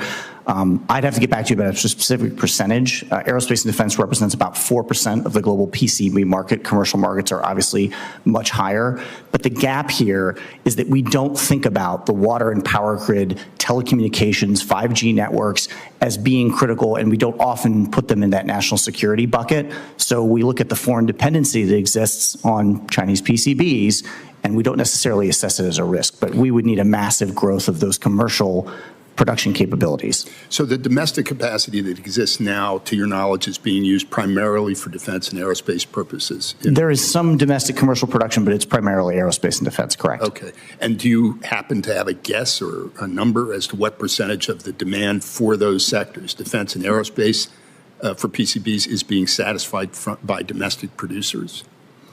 I'd have to get back to you on a specific percentage. Again, we are able to meet the demands of the Pentagon today for very critical, very high-end applications, and I think we'll be able to continue to do so in the future. If that were to suddenly triple, let's say overnight, there would be certainly challenges. Okay. It strikes me that in this area and some others, if we're talking about large-scale government policies, you need to have some sense of how big they have to be and what the targets have to be. Dr. Gruenewegen-Lau, you used the very interesting phrase in your testimony that the presence of Chinese graduate students and postdocs in the United States represents a hidden subsidy to the American biotechnology industry. I wonder if you could expand briefly on what exactly you mean by that. Secondly, how would you assess the value of that hidden subsidy? And third, what do you think would be the consequences for American biotech of losing that subsidy if Chinese graduate students and postdocs are prevented from coming to the United States? Yeah, so, I mean, thank you for bringing that up. It's clear that there's a lot of PhDs coming out of China, or students out of China that work in wet labs in large biotechnology hubs in the US, and they've provided a lot of kind of lab labor in that context. We know there's some data figures also in the paper on how they are more productive in publishing highly cited papers. So on the research side, there's a clear kind of input there. But there's a lot of anecdotal evidence that they provide a lot of the labor force that is kind of essential to development of new biotechnology research. I don't really have an exact figure for what the percentage of that is, but it's definitely significant. Yeah. Okay, thank you.